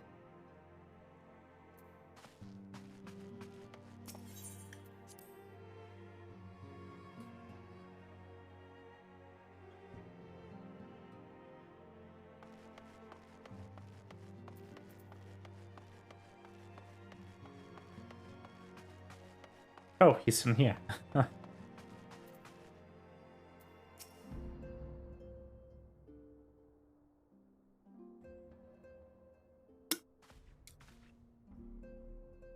look, it's Mr. Rain. He's back from his adventures. We heard you were fighting primals, that they're some of the strongest enemies you could ever face.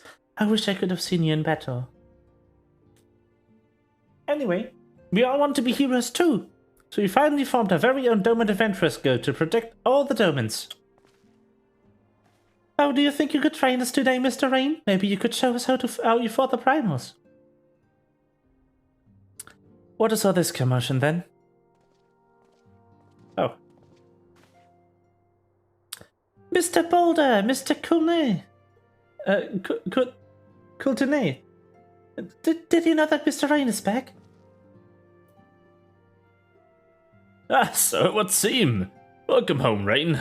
My companion and I but recently became full members of the Science, and I believe proper introductions have yet to be made. I'm known as Hoary Boulder, and this bookish fellow is Coulney. Though we remain largely unproven as adventurers, we have taken it upon ourselves to instruct the Doman younglings in the arts of combat.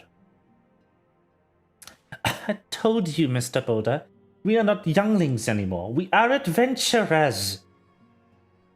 Sure you are. And we were just asking Mr. Rain if he could give us some special training. I think we are ready to hunt monsters alongside him, don't you? Well, you've certainly been diligent with your drills, but I'm afraid the fiends of Mordona are still ever so slightly too dangerous for you. I have a counter-proposal. What if I were to cross swords with Rain? A demonstration of skill at arms, if you will. Hurry! If I didn't know you better, and I do, I'd say you were merely seeking to test yourself against a legend. Well, mayhaps I am. But what matters the motive when the children stand to learn so much from the lesson? What say you, Rain? Would you consent to spar with me?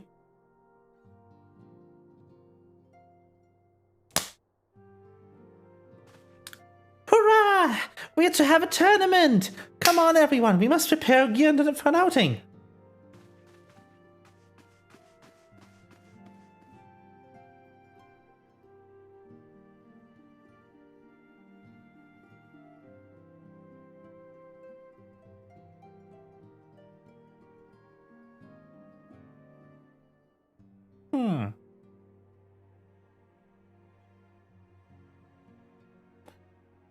Try not to disappoint him, huh? Have faith, Goodlany.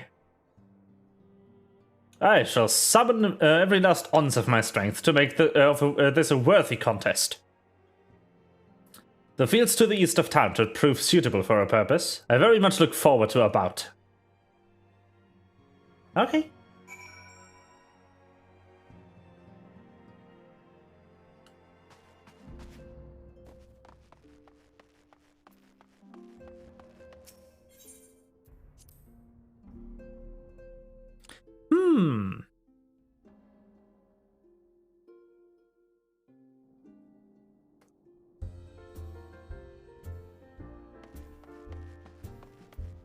Okay, where is he at?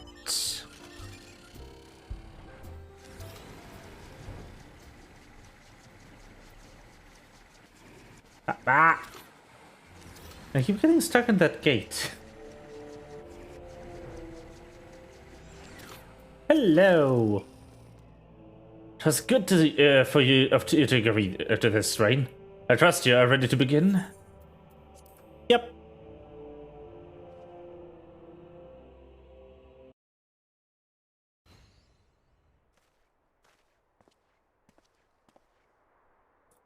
Very well. Let us not keep the younglings waiting any longer. Ori, are you certain you wish to fight him alone? That is Rain you face. What better way to test my mettle? Pray allow me to attempt my first round unaided. After all, 'twas this hero's legend that led me to join the Science to begin with. Without Rain to inspire my efforts, I would not be half the warrior I am today. Your point is well made, but remember, this is for the children's sake as well as your own. Should it appear to contest will end too swiftly, I shall add my spells to your blade work.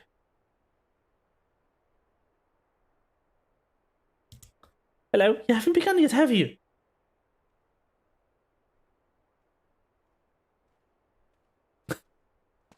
Ida, who are these people? When I heard about your sparring match, I told everyone I could find. I thought you could use a crowd to cheer you on. Yes, and there's still more to come. When I mentioned Rain's name, the reaction was quite enthusiastic. Why, my own popularity seems but a sickly shade in comparison. You'd best claim victory, bringer of light. Your burgeoning reputation is at stake. Well, our teacher won't be beaten so easily. He's a master swordsman. You can win, Mr. Boulder. We shall soon see. On your guard. Sure.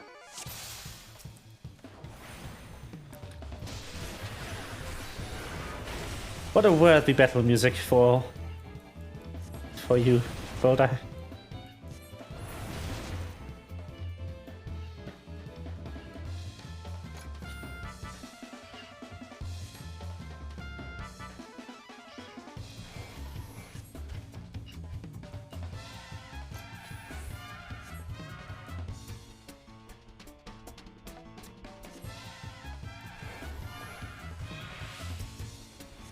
Yeah, no.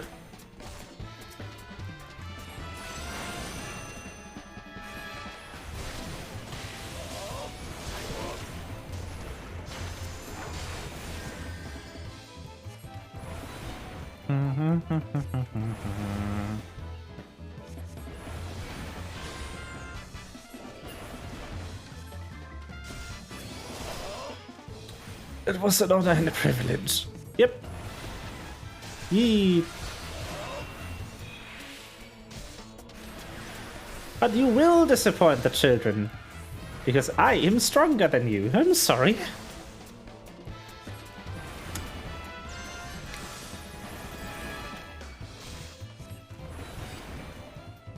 The heck? Hallowed ground, really. And defeat.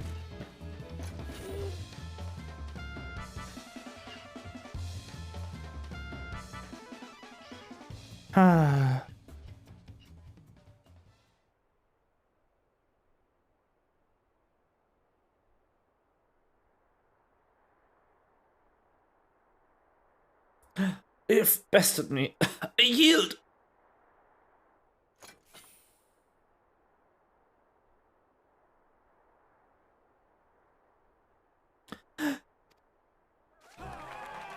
That was incredible! He beat them both at the same time! I knew we wouldn't lose, Rain. No one can defeat the Guardian of Eorzea. Now I see why they sent you to deal with the primals. I've much work to do if I ever want to attempt the same.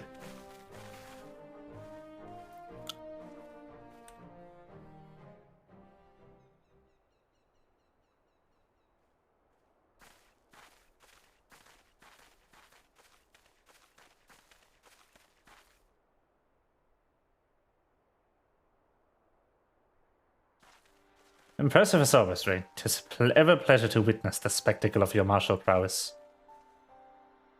And judging by the smiles of the many faces, they too appreciate the hard-won strength that keeps the perils of the realm at bay. Guardian of Eorzea. Yes, that is a most fitting title. Do you recall when we first met? It was at the memorial service for the Battle of Cotonou. At the time, I was yet attempting to understand this land of Eorzea. I sought to grasp the reason why grandfather willingly sacrificed himself to protect it. I shall speak plainly. My initial impressions were less than favorable. Dire problems abounded, and yet the effort I saw expended toward the solution was haphazard and half-hearted. I thought Eorzeans are foolish and childish people. Considering the shambles their home was in, I would not have been surprised if some had chosen to swear allegiance to Gaius and the order he had proposed to enforce. The regard as a single-minded military invasion preclude any such switchings of loyalties, of course. But not for the desire to continue grandfather's legacy. I would have abandoned the realm to its fate long ago. Threats were too many, the nation too self-involved and unstable.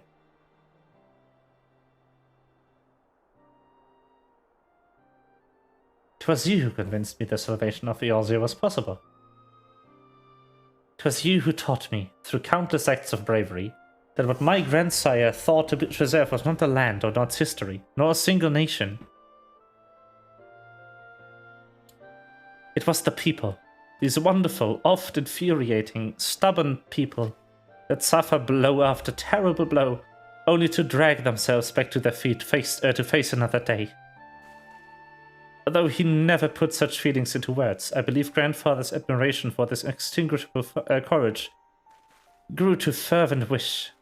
A wish to aid Eorzea and its inhabitants in charting a course for the future.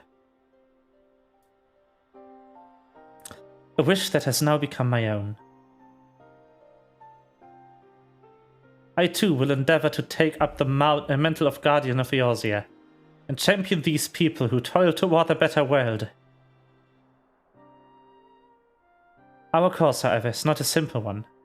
The troubles that plague us are of a scale that cannot be solved by the science of the Seventh Dawn alone. No, what we need is to tackle what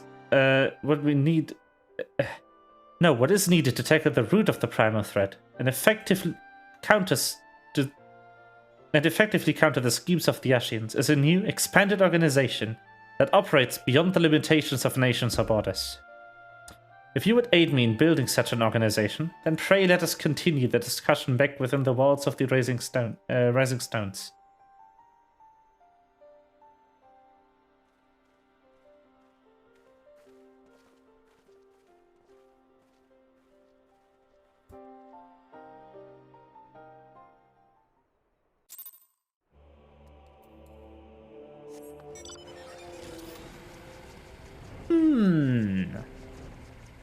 A new organization, you say, Elfino?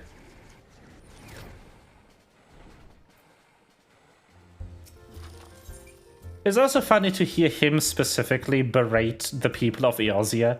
He's 16 in this conversation. 16 years old! And he's acting like he knows everything. Well, let's just hope that it doesn't come back to bite him. Thank you for coming, Rain. The world shifts and alters, and we, my friend, must ever be one step ahead of the chaos. What I propose is the formation of a new organization, a group that shall pave the way for a truly united Eorzea.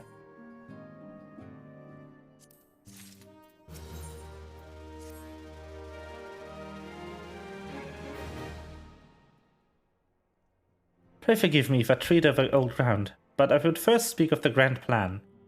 Since the advent of the 7th Astral Era, the leaders of the three nations have been deliberating over an accord that seeks to bring the disparate forces of Eorzea together into a single entity.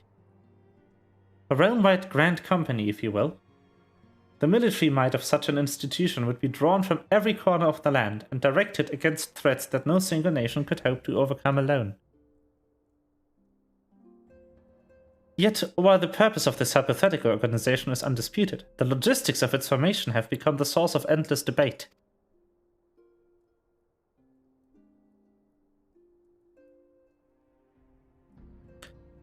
And the longer these discussions continue, the more I sense the impetus towards unification draining away. Thus have I been campaigning for the creation of what might be considered a trial company. It will be on much smaller scale than we hope to eventually achieve, but capable of the same manner of unrestricted operation accorded to the science. It is my hope that the successful utilization of such a force will lend momentum to the lagging deliberations. Also, being a primarily military outfit, I mean to assuage fears of its misuse by placing a fledgling organization under the authority of the antecedent. The science worked tirelessly to protect Eorzea and its people. But as you yourself have witnessed with the refugee revolt, there are limitations to what even we can achieve. With this new company under the Science Command, however, we will be capable of responding to a wider range of difficulties without straining our resources or overtaxing your formidable talents. The goal of my proposed organization and those of the Science are ultimately identical, a point conceded by all concerned. But before I can move forward with establishing this precursor to the true, border-spanning grand company, it is yet necessary that I visit the 3 leaders to gain their official approval. A tiresome and time-consuming task, which is why I would ask you to accompany me on the journey. The task to attend to the business of recruiting our inaugural members, while I am otherwise engaged with the bureaucratic formalities. Thank you. 'Tis reassuring indeed to know that the bringer of light and their discerning eye will be selecting our future allies. Our first destination will be Limsa Lominsa. Let us rendezvous at Bulwark Hall.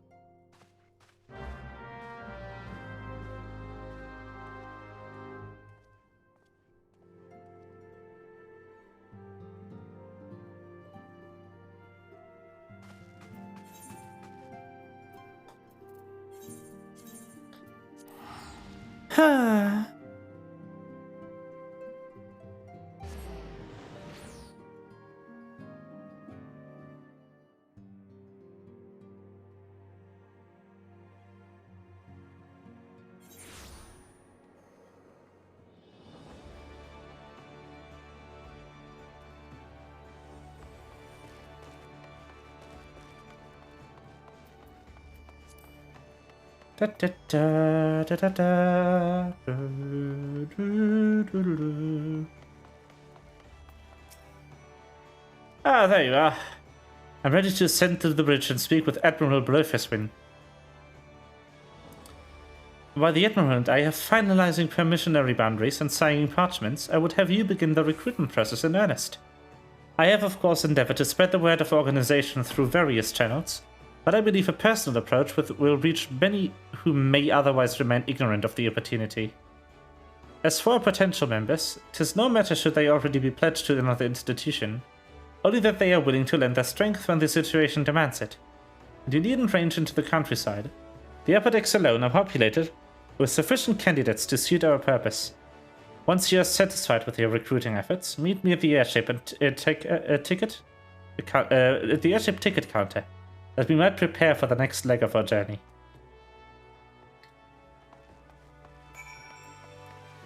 Ah yes, walking. My favorite.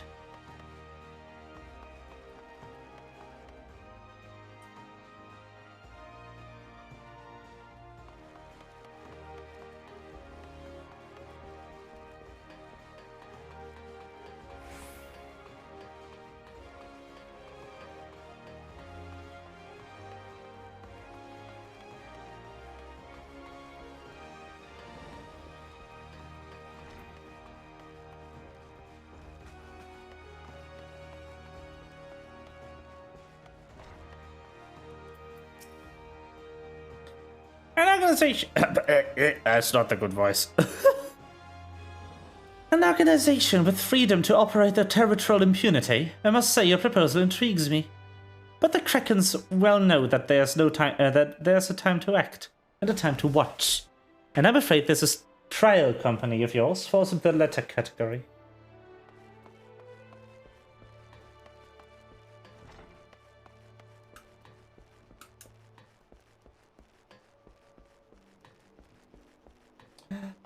Da, da, da.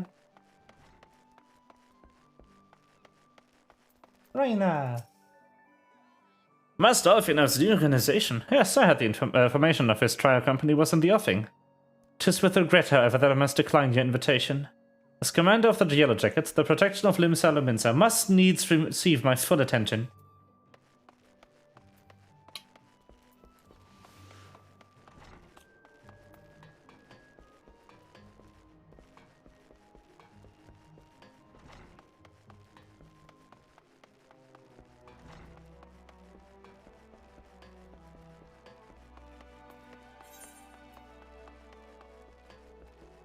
so much walking.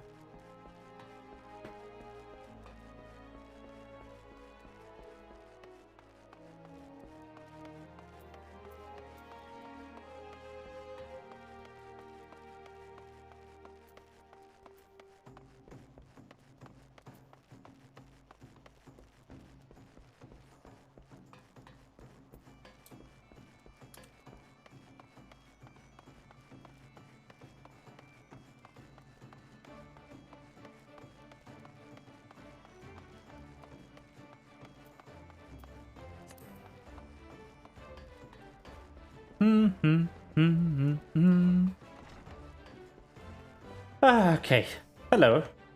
Who the bloody else do you think you're talking to, Drylander? I'm a pirate, not some sudden knight shining plate. If you're looking for self-righteous fop, try knocking on the Drandy Carvelian's door. Oh, sheesh. Okay, alright. Fine. Don't join them, ma'am. Ugh. Pirates, am I right? Huh. I need a second. Ugh.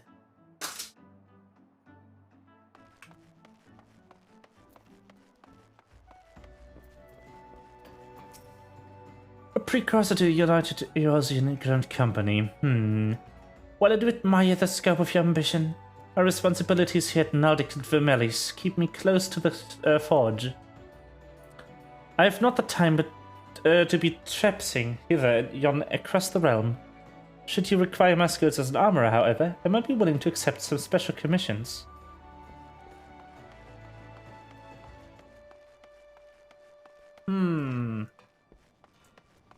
Doesn't seem to me like the people here are too particularly interested in joining our small endeavor.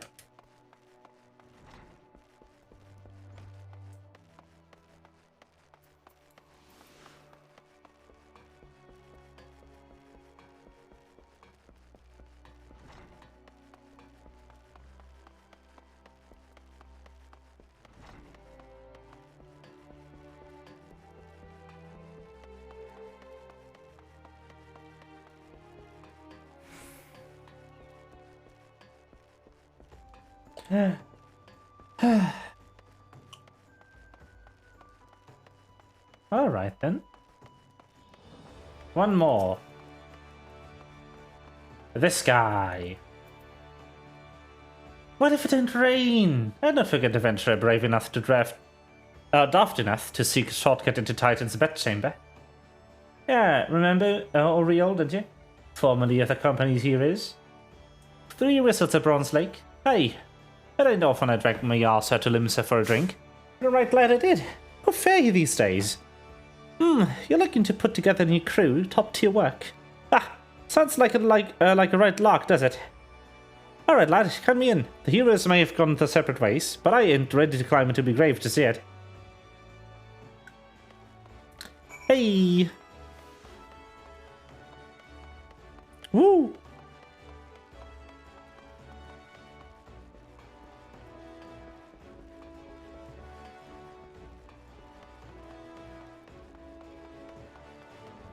Wow. Hey. Okay, I need to go to the airship dock. Which means I need to make my way through here. And then take a left over there. Yep. And then ride the elevator, I assume.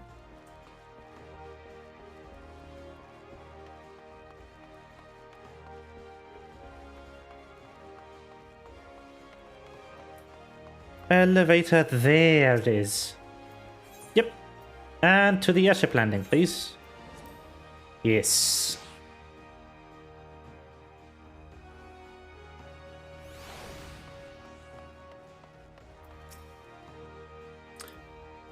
Rain, your security went well, I trust? I'm curious as to how my proposal was received by the rough and ready folk of Limsa. A member of the legendary company of heroes indicated his interest. Astonishing. And the enlisting your aid was the right choice. If you could boast that acquaintance of such an elusive character. That too was successful in my task. The Admiral consented to sign all the documents requiring her approval. I can only hope that my visit with the Elder Seedseer proceeds smoothly. Pray continue to Gridania at your own pace. I shall await your arrival at Nothica's altar.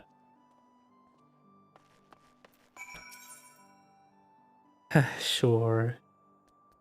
To Gridania, please.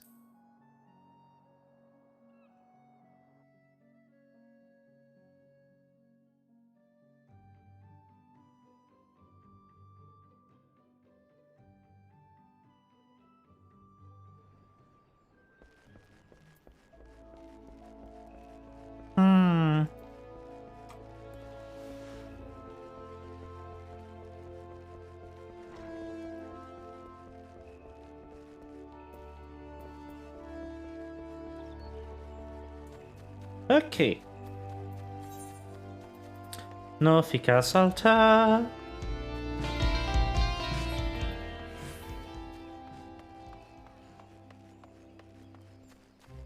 Okay.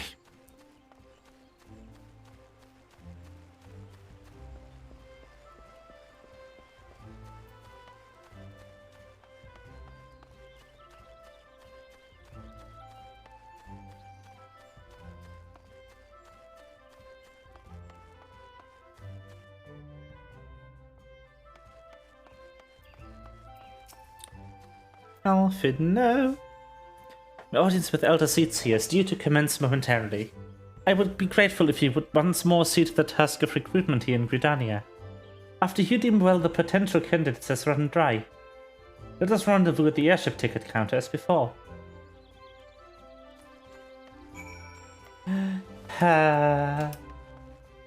Just talking to people.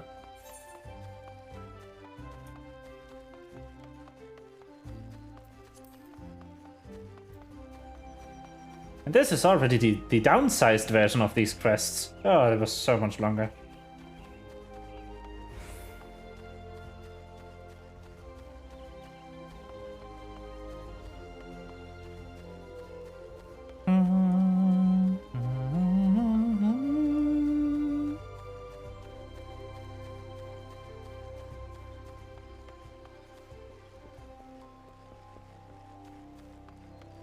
Wait, oh no, it's over there. Oh.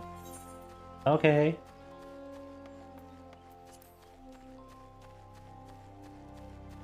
Come on.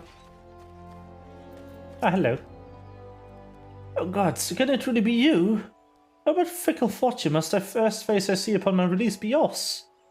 It could be that you don't remember me. 'Tis I, Laurentius, the man whose crimes you exposed, was a whaler and a regular patron of Buscaron's. Well, of course you do. I was beginning to wonder if the jail had changed me more than I realized. Not that I have any particular wish to be recognized after my shameful conduct. The less said of my past, the better, I suppose. What if you, adventurer? What business brings you to this part of Gridania? Recruiting, eh? What is your policy on reformed convicts? As I understand, the Wood Whalers will have naught more to do with me. This may be just the second chance I was looking for. Evidence toll, you say? I shall leave at once. You shall not regret this, I promise you. I'm a changed man. Are you now, Laurentius? Are you now? Are you sure you won't just betray me? I'm actually not sure if he will. Oh, I have no idea. Maybe. Maybe he will, maybe he won't. Who knows?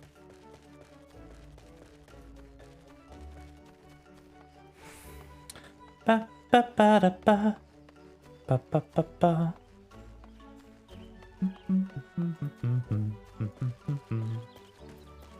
Hello? Grandfather, we must call it a day. Let us return to the guild and rest ere your tormented back gives you for good. Terribly sorry, we just... Oh, rain, isn't it? It has been some time since our paths crossed outside of Copperbell Mines. Why, you were barely more than a novice adventurer then, but look how far you've come. Mother Mian tells me 'twas you, Father Fearsome Black Wolf. Now you seek stout-hearted souls to fill the ranks of a new order? Well, your cause is undoubtedly just, and my old companion here would be much relieved to see me in good hands. Yes, I'll do it. It's the very thing I spent my entire adventuring career working towards. I shall join your company just as soon as I've seen Isildur safe home. Isildur!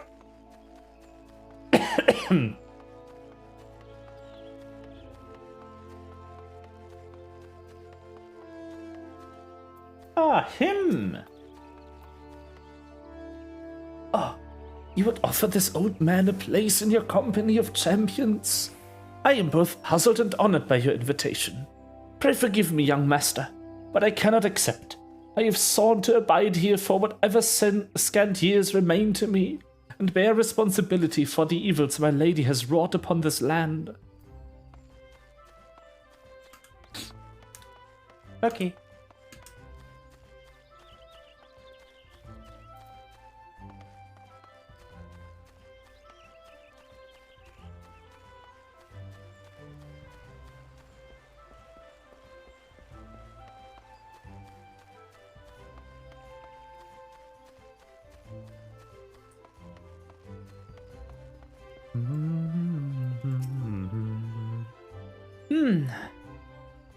Tis not often a guild officer such as myself gets recruited, and this company of yours certainly sounds to have some promise.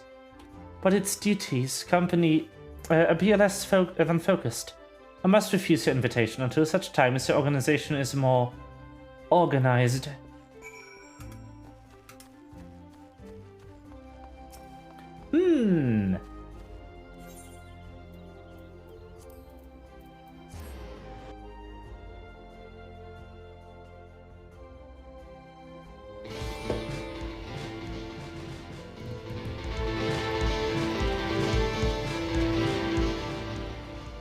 Okay then.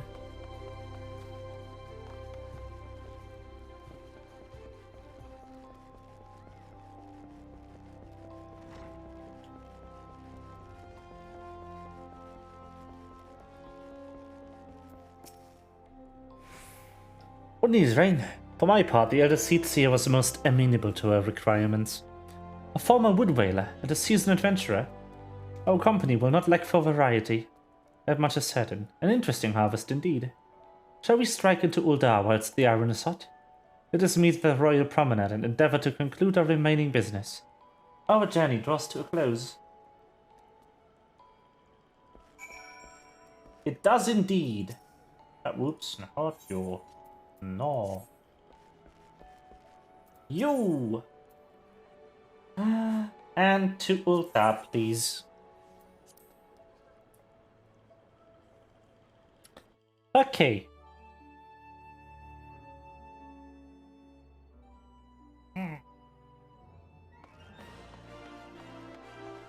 The Royal Promenade.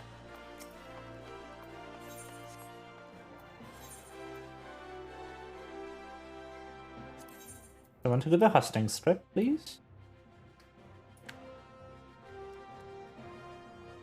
Then I will place myself exactly in front of the quest.